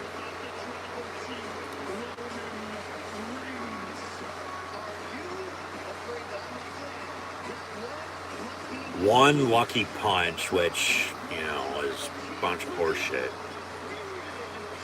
But, this is just for eyeballs. This is to get, more looks. But then also to get Reigns over more. Beating somebody like Logan Paul.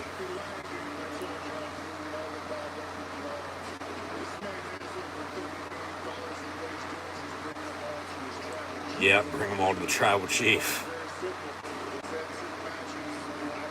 Some people were probably like, well, okay, we know who Logan Paul is, but who the fuck's this dude, Roman Reigns? And then vice versa. Like Logan Paul's just that, celebrity right now that's in the mix.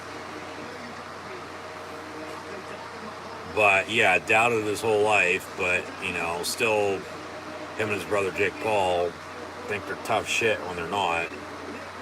And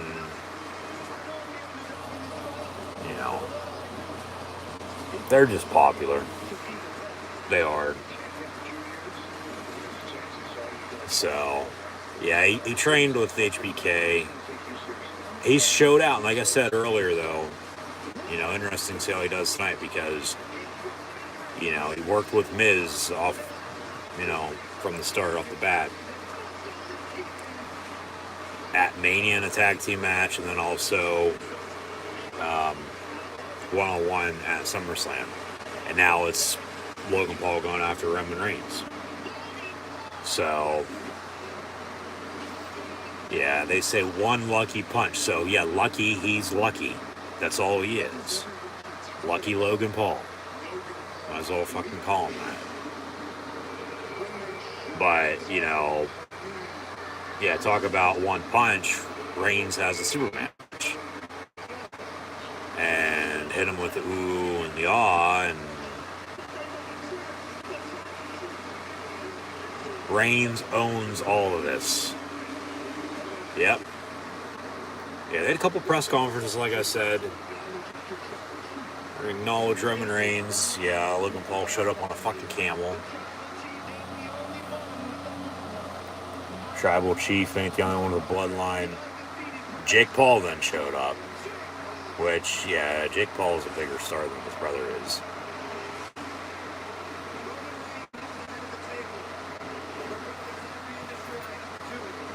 They show off highlights from Paul's training and his former matches. Yeah. Still gonna be predictable, though, because he ain't fucking losing to Logan Paul, man. So here we go. Logan Paul should be coming out first, and he is, okay. Is Jake coming out with him right off the bat, or is he gonna come out later? What kind of entrance is he making here? He's on the top of some fucking tower.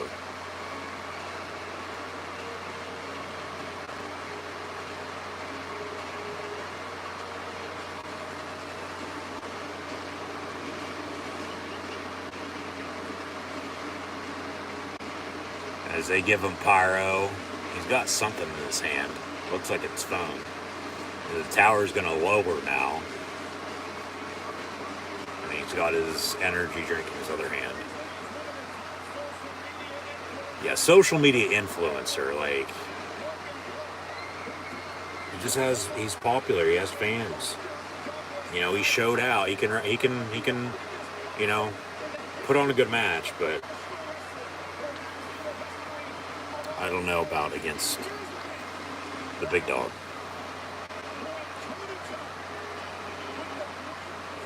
Yeah, he went toe-to-toe with Money Mayweather last summer in a fucking shit show of a boxing match. They're basically standing there hugging each other the whole entire time. You know, they drew money and that was it. Nobody beat up each other. But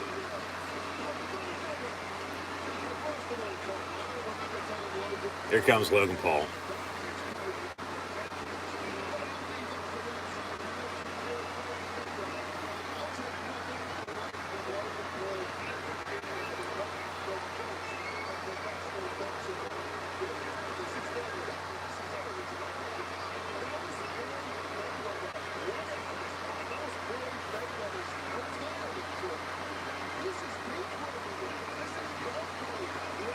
Thank you, Wade Barrett. And they give us the firework with Reigns and Logan Paul's faces staring each other down.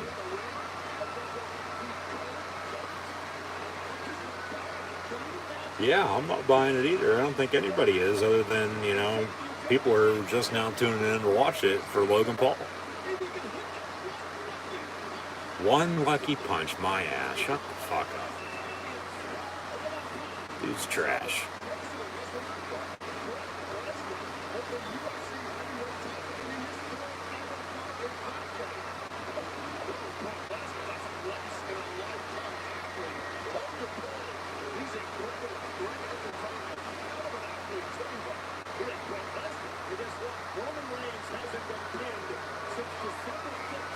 $2019. Yep. Hasn't been pinned almost 3 years. Been champion for over 2 years. And he's on God mode right now as your undisputed WWE Universal Heavyweight Champion.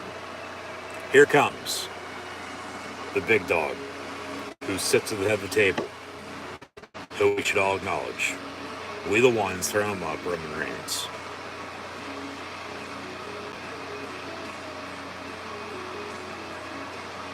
Reigns flanked by his special counsel, Paul Heyman. As we had Solo with him earlier. Usos had a tag team title match. But Reigns 1-on-1 with Logan Paul. And what still should be a good match. But, you know, it's a little hard to pick against Roman Reigns, especially against somebody like fucking Logan Paul. Like, it's not Roman Reigns against, say, The Rock, you know, and then not knowing who's going to win that at Mania, even though I've said numerous times before, come Mania when that match happens, Reigns needs to defeat Dwayne The Rock Johnson. to solidify himself as the head of the table. Because that's where Reigns sits at right now, as the undisputed WWE Universal Heavyweight Champion of the world. And if you haven't acknowledged him already, be sure to do that right now, along with subscribing.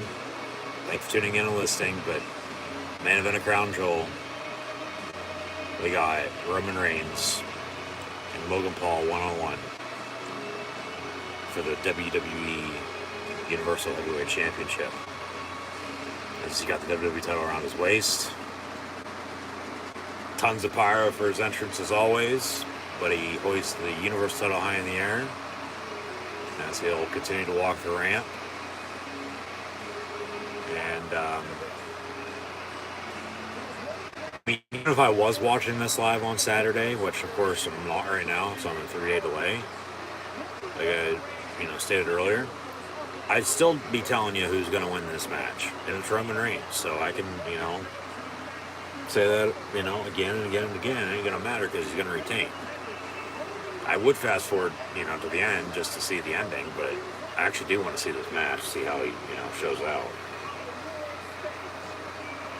Because it, should still be a damn good match. So there's that. But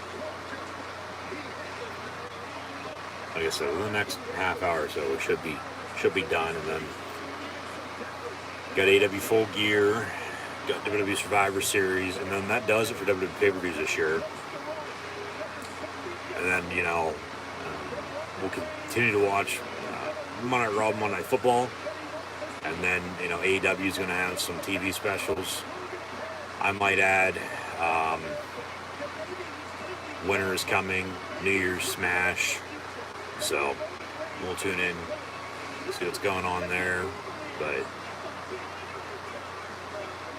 big fight feel, I don't know about that. And why I didn't watch this live on Saturday once again is because the Penn State game started at 3:30. This event started at high noon on the East Coast. And 3.5, 4 hour show, and then to recap afterwards, there would have been an overrun with the start of the game, which I wasn't going to miss. So I said I would have watched this yesterday on Monday night with Monday Night Football, and then watch Raw later. Let alone on Sunday, but then the NFL was on, and then I was at Raw last night. Those videos will be published tomorrow, so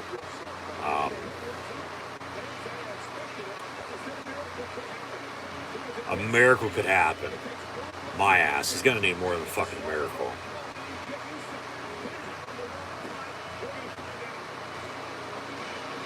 Roman Reigns defending and will defeat Logan Paul even before this match gets underway as he continues to make his entrance. Talk about Bray being the modern day Undertaker as a character. Roman's is the modern day Undertaker entrance. It's fucking 10 minutes long.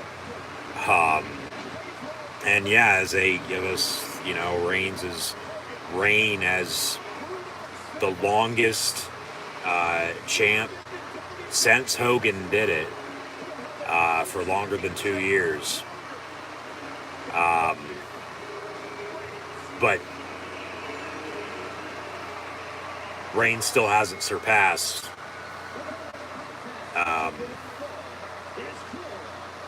a few of them, let alone Bruno, because Bruno had the title for, a good 8 years in a row, in the mid to late 60s and into the 70s. But as this is for the Universal title, as I've always said, Roman Reigns is, this generation's Bruno, Andre, Hogan,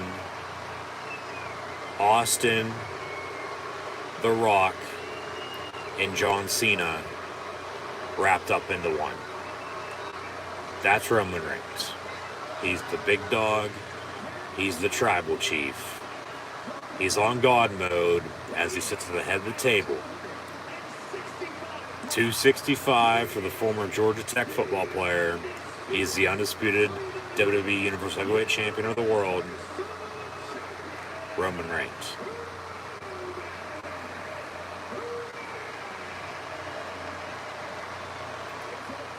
As he stares down Logan Paul, we're going to have something happen, with as Heyman almost slips and falls off the fucking ring apron getting out of the ring. Yeah, not happening. 797, so Reigns just then surpassed 800 days today.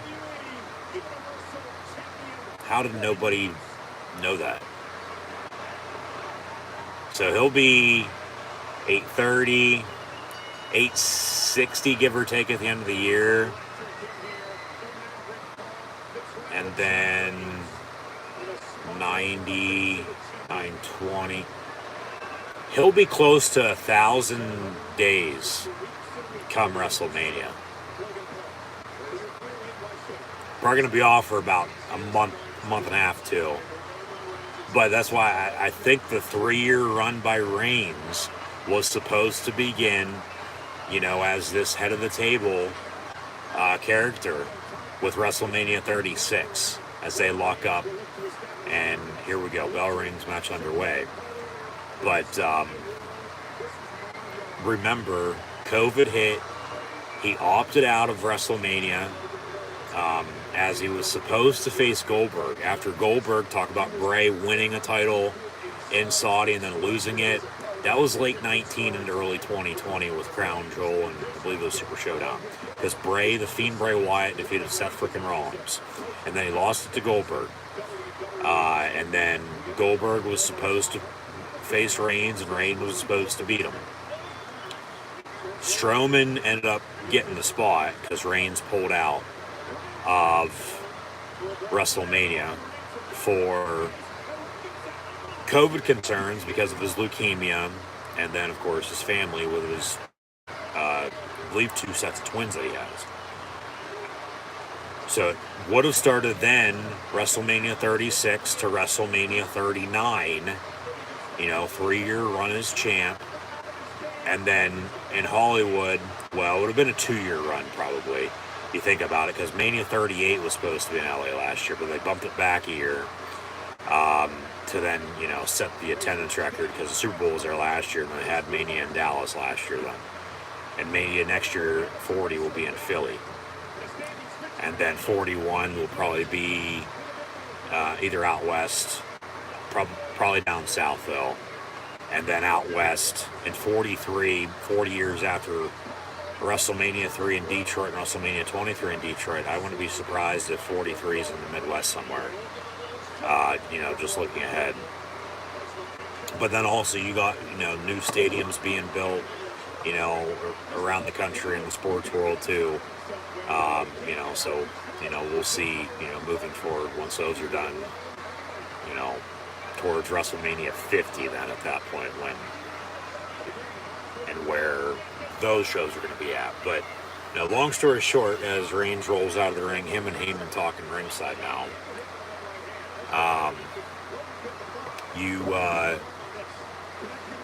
You had Reigns, as mentioned, opt out of Mania.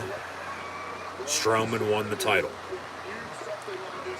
And then, fast forward to SummerSlam, the Thunderdome era, as that began in August of 2020.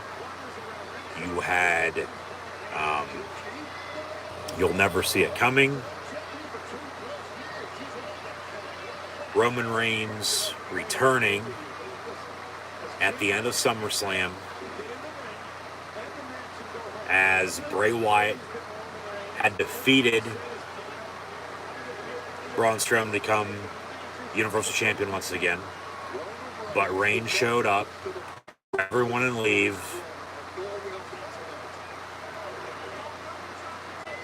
A week later, Payback.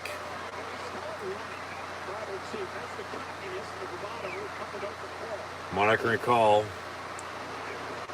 after the bell rang and it was a triple threat match, basic singles match show with Bray and Braun again. Reigns aligned himself with Heyman, came out and signed the contract, went down to the ring, and won the match, and became champion at the end of August 2020, and has become In the meantime, the double champ, no doubt about it, they've backed themselves in the corner with that. But Rollins is your main champion, the United States champion now on Raw. And hopefully he's okay. It seemed like he had a potential injury scare last night. But he could have been selling it, could have been working it, for all we know. Even with Austin Theory's cash in, as Reigns beats up Logan Paul. No, he was WWE champion.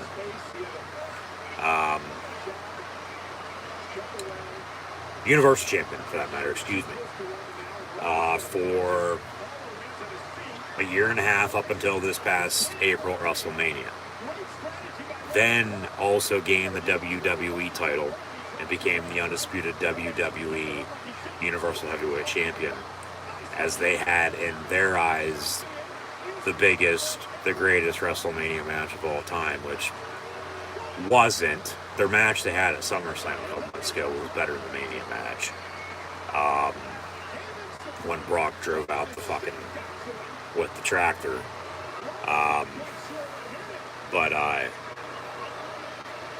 Logan Paul had a match at WrestleMania and at SummerSlam as well. Showed out with The Miz. And now one-on-one here at Crown Jewel with Roman Reigns. But,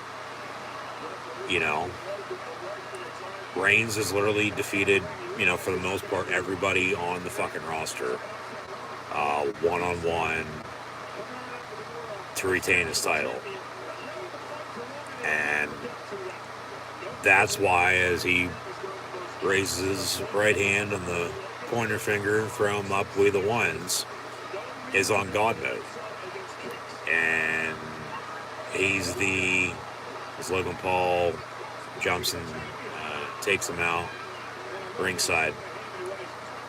That's why he is the tribal chief who sits at the head of the table. Okay? He's a, former big dog.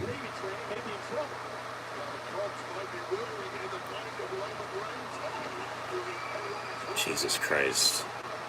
Buckshot. Logan Paul literally just did Hangman Adam Page's finish, and Reigns kicked out of it.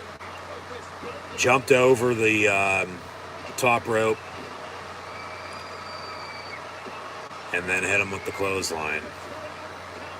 Yep. Kick out at 2. Match continues. That was good.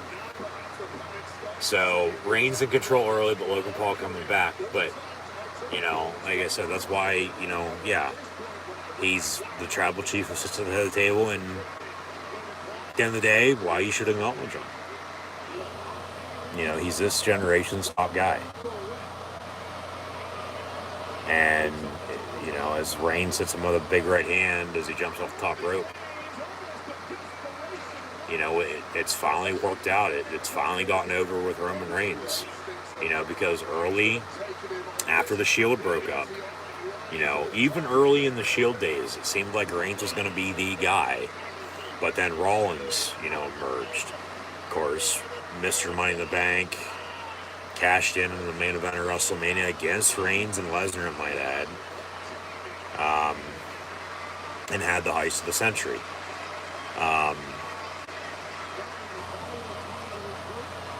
Reigns, I've always said it seemed like they waited too long the first time. They waited a year too long.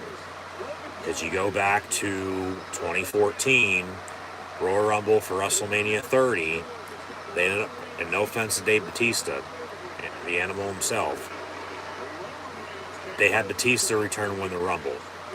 That's when they should have had Reigns win the Rumble. But they waited a year and had him win the Rumble in 2015.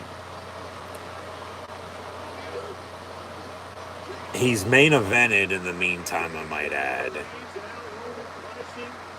WrestleMania after fucking WrestleMania, from 31 to 32 to 33 to 34.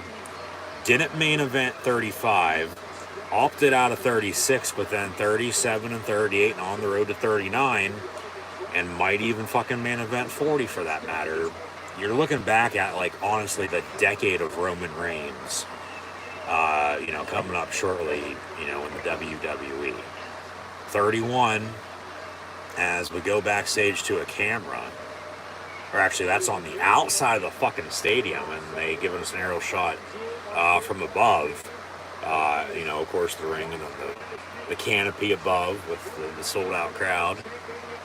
Match continues in the main event with Reigns and Logan Paul for the Universal title. 31 was Roman Reigns, Brock Lesnar. 32 was Roman Reigns and Triple H. 33 was It's My Yard Now. Reigns defeating the Dead Man. And that's why this past year Mania with Reigns and Lesnar again was so big, because it had that Undertaker add-in, as Roman Reigns and Brock Lesnar are the only two guys in WWE history to ever defeat the Phenom at WrestleMania.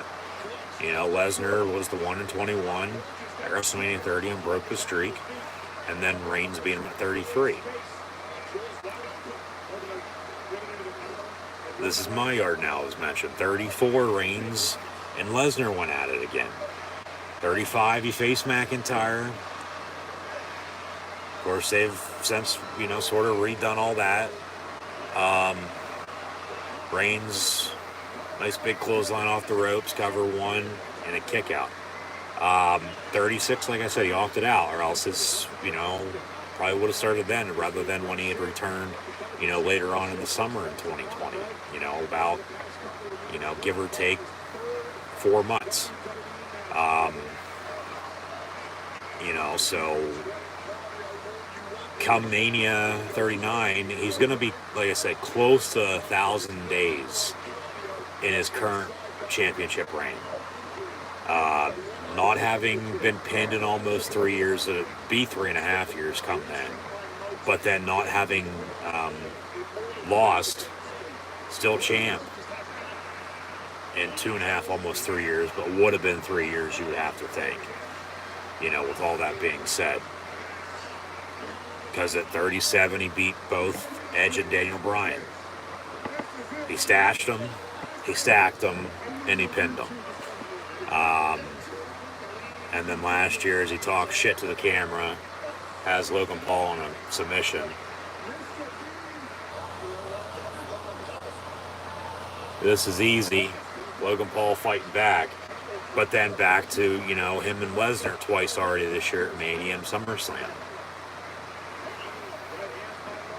And, he's taken some time off, because he's put the fucking company on his back for the most part, but so have a few others. But he's the guy, he is their poster boy. That is Roman Reigns.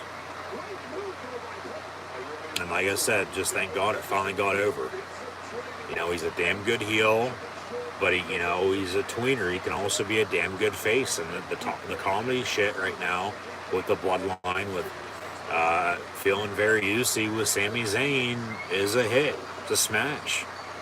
And like I said earlier, whether or not it was supposed to be this long, or just supposed to go this way in general, who knows? Who cares? Let it play out. Let it breathe. Everything happens for a reason. And, from now until Mania, once again, like I said, with Reigns, you got Logan Paul tonight. We'll see what they do for Survivor Series and, for the Bloodline. Or if it's just going to be a singles match for him or whatnot, who knows? A couple clotheslines back and forth. But then you also have no day one pay-per-view on New Year's like you did last year. They were going to have, but they canceled it. So that seems to be a one-off. Which Reigns was supposed to take on Lesnar then, but then opted out because they said he tested positive for COVID. And then, of course, returned, shortly then later anyway. But then in the meantime, as he kicks out of 2 count there, you got Elimination Chamber and then WrestleMania. Unless they add in something else, which I highly doubt it. Doesn't look like it. It seems like from now until Mania, they're doing one pay-per-view every 2 months. And then Chambers like a month after Rumble. But then you're going to have a month off to build towards Mania then on the road to WrestleMania. So you have Crown Jewel, couple weeks, Survivor Series. 2 months off till Royal Rumble, and then Chamber and Mania. Roman Reigns and the Bloodline are either going to get turned on by Sami Zayn or they're going to kick his ass out. One or the other. And then Reigns and Sami, I would think, are going to have a match, and the title's going to be on the line. Reigns will retain, and then that's when The Rock's going to be returning. Or shortly then after the fact. Superman Punch, one lucky punch from Lucky Logan Paul. Both him and Reigns are down and out. There's a kip up. But that's when The Rock's going to be coming back, and then that sets up WrestleMania. And then long term, once again, as I've said now for I don't know how fucking long, when they finally fight at WrestleMania, Roman Reigns needs to defeat The Rock to solidify himself as the big dog who sits at the head of the table of the Bloodline, as the tribal chief, to be acknowledged by the Great One. And whether or not the titles are on the line or not, and they should be, unless they take them off right before, then after the fact. But then you have them beat The Rock, and then take the titles off of them, afterwards. Like, it'll make sense, but it won't, But that's what I've said, though, too. They need to split the titles, because they put themselves into a corner with that earlier this year. But then they also, if they're not going to do that, they need to add in a title, which they haven't done. But that's the thing, though. Reigns still ain't losing anytime soon. So, with all that being said, Reigns still needs to beat Rock at WrestleMania to solidify himself once again as the head of the table. The tribal chief, who, if you haven't done so already, should all acknowledge. So, Logan Paul with the super kick, but nope. Yeah, rock bottom. Cover 1-2, so they're slowly but surely bringing in Rock references now. He picks him up and slams him down. Show her a few replays. Yeah, he caught him mid-kick and then picked him up, and yep. So there's that.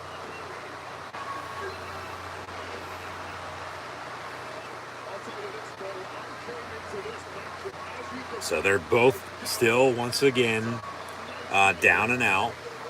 Should, I would think, have, I don't know, another 10 minutes or so left.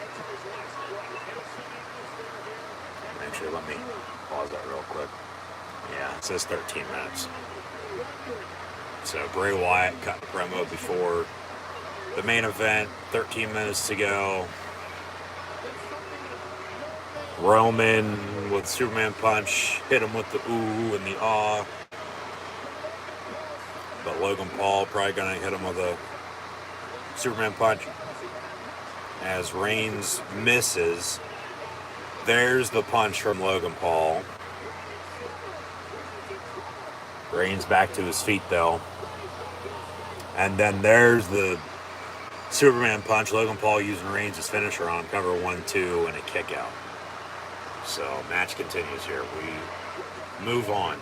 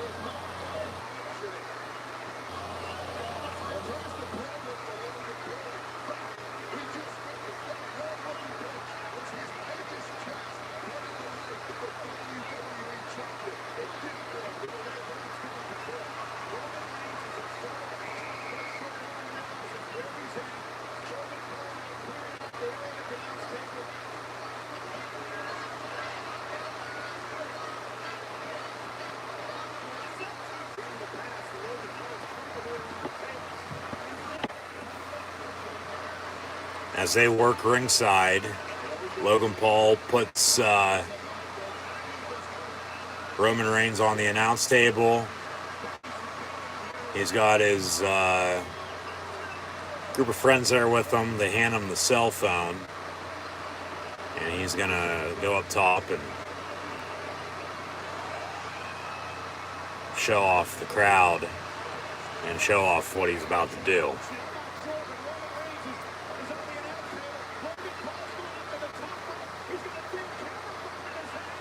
A camera phone, like, come on, smartphone, Michael Cole. And there's the frog splash off the top rope, off the steel post, through the announce table, live on camera on his phone, through Roman Reigns. Yeah, I saw that on social media. That was a little hard not to see.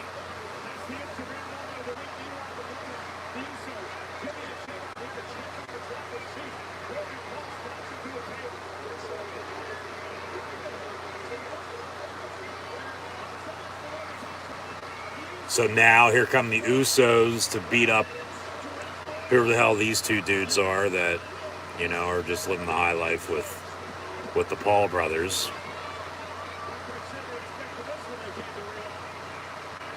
And now into the ring, there's a super kick.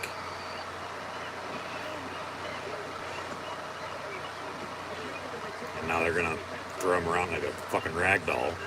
There's another super kick.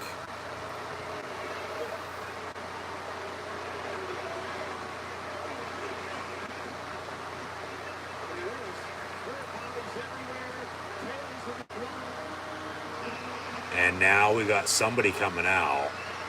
Oh shit, it's Jake Paul. Here comes Jake Paul. So he gets his own entrance and now he's walking down the ramp. So Jake Paul's coming out to help save his brother.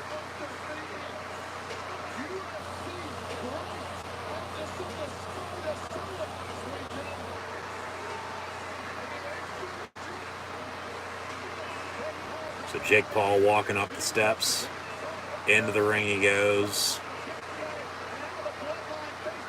And now Jake Paul up against Jimmy and Jey Uso, the Usos. This would be perfect for Sammy to come out, but of course he's not there. Jake Paul takes out both Jimmy and Jey Uso. Half-assed it, but he took them out. Now the right hand, he says, let's go. Logan Paul going to throw Reigns back into the ring. So him and Jake Paul hugging it out ringside. But remember, we got one-on-one for the title. Roman Reigns and Logan Paul. Another frog splash off top rope in the ring this time. Cover 1, 2. Reigns kicks out at 2.5.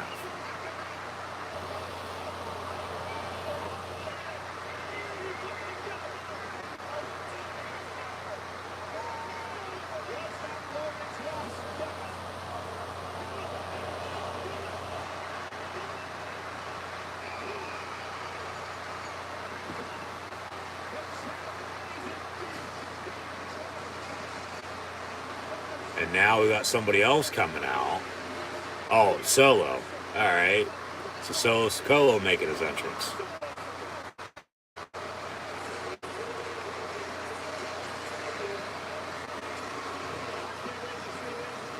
So the Bloodline still has the numbers, regardless if Sammy's there or not. But, you know, it just makes sense for Sammy to be there. But, of course, they're in Saudi Arabia, so they did not.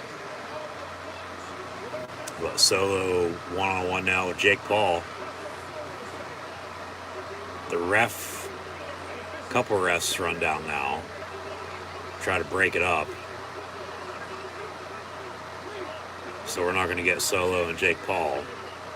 But then there's the Usos gonna corner Jake Paul, but then Logan Paul jumps over the top rope and takes them both out ringside.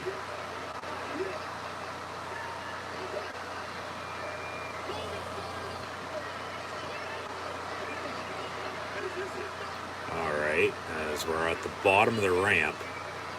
Shouldn't they be counting for Logan Paul to get back in the ring, which he does, and then Reigns with a Superman punch. Reigns. Ooh, ah. And then the spear and the cover. 1, 2, 3. Roman Reigns your winner. And still your undisputed WWE Universal Heavyweight Champion. Defeating Logan Paul at Crown Jewel. And if you haven't done so already, be sure to acknowledge the big dog who sits ahead of the table, who is, in fact, the tribal chief of the bloodline. Roman Reigns, still your undisputed WWE Universal Heavyweight Champ. So that seems like it'll do it for Crown Jewel. See some replays here, but then I'll sign off, and then I'll do the same.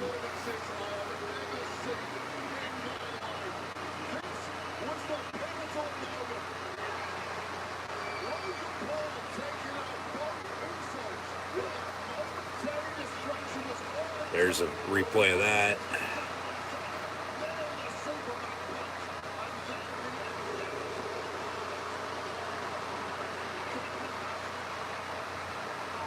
And a replay of that, and a 1, 2, 3.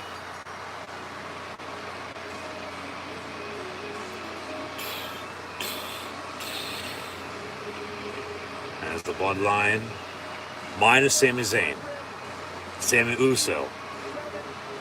We're feeling Uso at Crown Jewel, though. With special counsel Paul Heyman, Solo Sikoa, Jimmy and Jey Uso, the Usos. And the big dog, tribal chief who sits at the table, who we should all acknowledge, Roman Reigns. They celebrate with pyro. He is still fact the WWE Undisputed Universal Heavyweight Champion. So, yeah, that'll do it for WWE Crown Jewel. Finally watched it after a few days with, of course, some schedule changes there. But because of the conflicts and the changes, we still watched it anyway, so it's all that matters. Regardless of what we sort of knew happened, you know, predictable show coming in for the most part. You know, they'll return to Saudi sometime next year again. But this is all yours, my tribal chief, says Paul Heyman. I acknowledge you, my tribal chief, says Paul Heyman. As Heyman holds the titles, Reigns gives them a hug. We the ones, throw them up. You want to take them from me? Come and fucking get it. Up next for Reigns, though, it seems like once again it'll be at War Games, the Bloodline, and, you know, somebody else. They're giving them the whistle to turn around as they'll sign off with the closing credits. But we the ones, as the Bloodline stands tall. Roman Reigns, the top guy, the top dog, the big dog.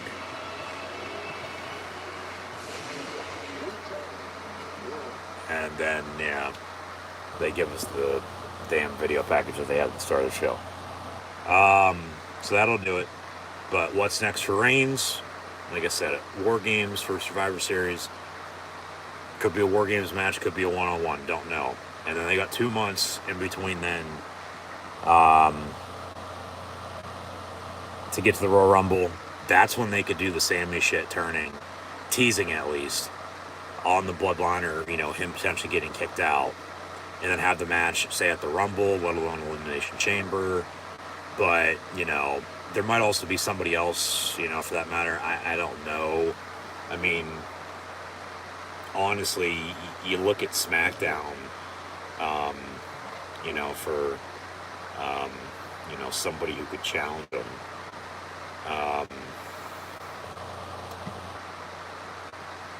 I mean, they could put Strowman in there real quick.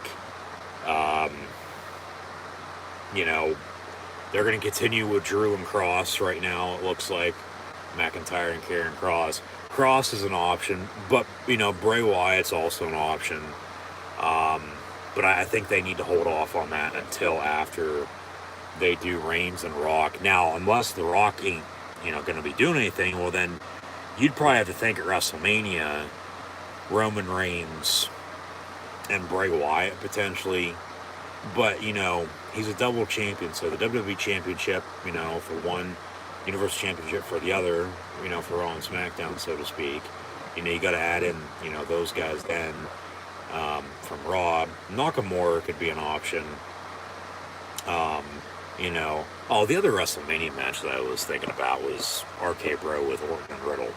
Yeah, so Mania should get Reigns and Rock, AJ Styles and Finn Balor. We'll throw in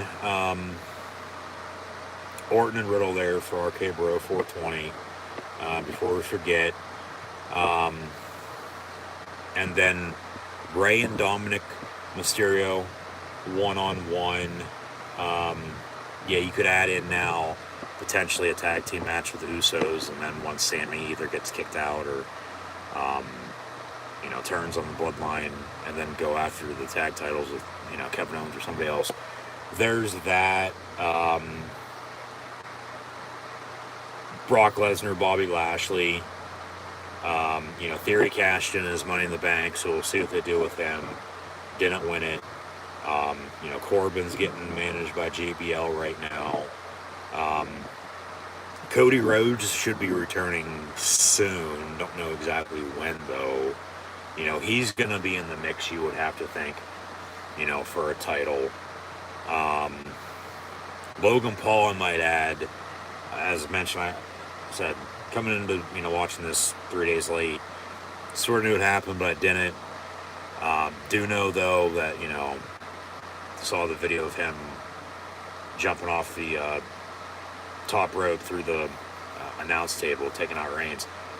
Logan Paul blew his knee out. He tore his ACL and MCL, and that's a 6 to 9 month recovery, so he's going to be out of action with an injury. So no more Logan Paul, thank God, for a while. But they could bring Jake Paul in, for all we know, if he ain't going to be doing anything in boxing, anytime soon.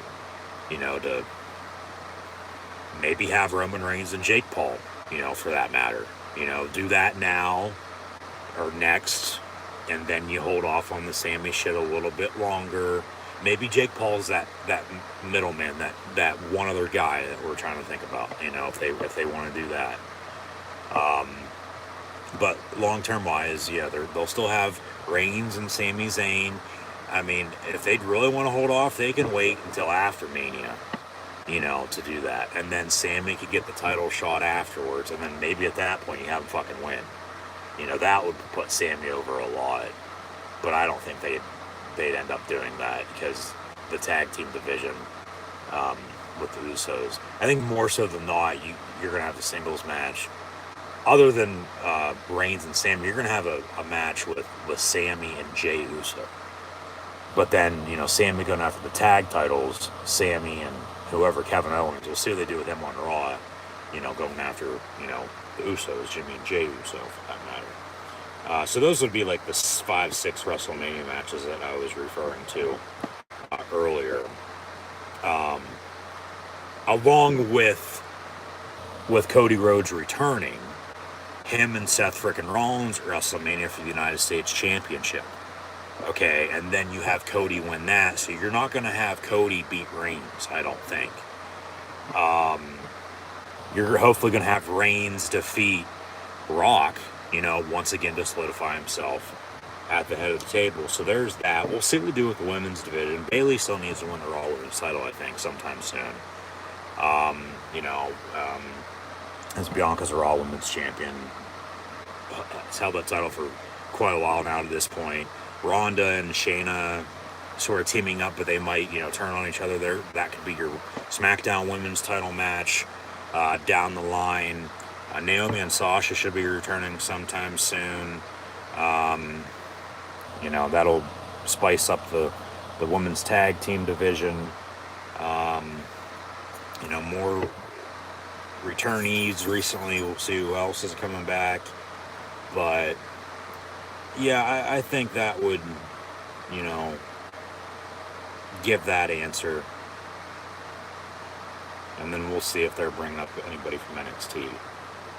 But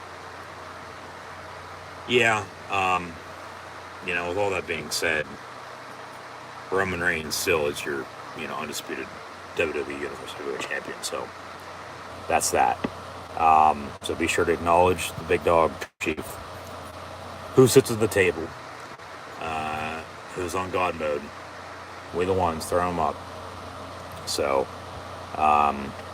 in the meantime, once again, that'll do it for myself, the host Encyclopedia Sports, Cohen Luke 96. So, once again, thanks for tuning in and listening. Be sure to like, follow, and subscribe on social media, links in the description below. And now, as mentioned, keep an eye out for the wrestling videos from Monday Night Raw last night that I'll upload. Planning on it tomorrow. I have time, though, to get them up before Saturday, because that'll be the next scheduled stream, college football, Maryland, Penn State, on Saturday afternoon. So be sure to tune in for that. And then also Sunday for some NFL action. And then from there on out, AW Full Gears a week from Saturday.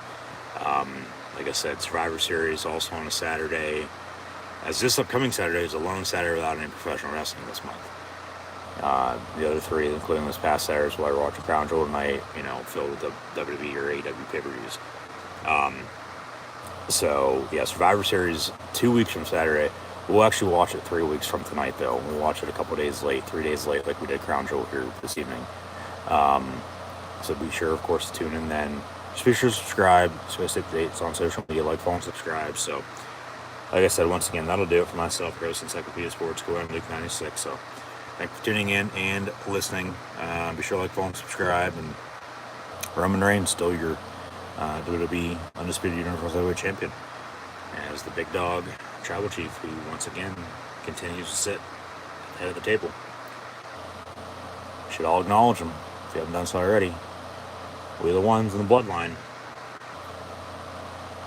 He's the top guy. He's the top dog, and hasn't been pinned in almost 3 years. Hasn't lost in over 2 years. And come WrestleMania, hopefully when he defeats The Rock and once again solidifies himself as the tribal chief who sits at the table of the bloodline, he's going to have a close, damn near close 1,000-day reign. You do the math, as the Universal Heavyweight Champion. Undisputed Universal Heavyweight Champion of the whole entire world. He's on Raw every once in a while, for the most part, always on Friday Night SmackDown, though. And,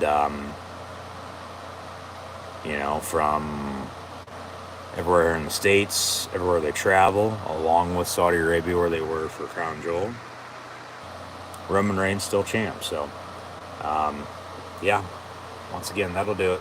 So, thanks for tuning in and listening. And be sure to like, follow, and subscribe on social media. Links in the description below. And then I'll see everybody when I see you. Of course, in the near future, starting this upcoming weekend with more college football, NFL, professional wrestling, live watch-along reactions. So, see everybody then. But be sure to keep an eye out for more upcoming videos from the professional wrestling events that I've attended live in living color, including last night and another one coming up a couple weeks. Maybe a couple more over the next couple months as well. And then plan is to take some time off, and then finally, as Rock should be coming back to the WWE and to WrestleMania, finally for myself to potentially attend the show of shows on the grandest stage of them all. So alright. Once again, thanks for tuning in and listening. Be sure to like, follow, and subscribe on social media. Links in the description.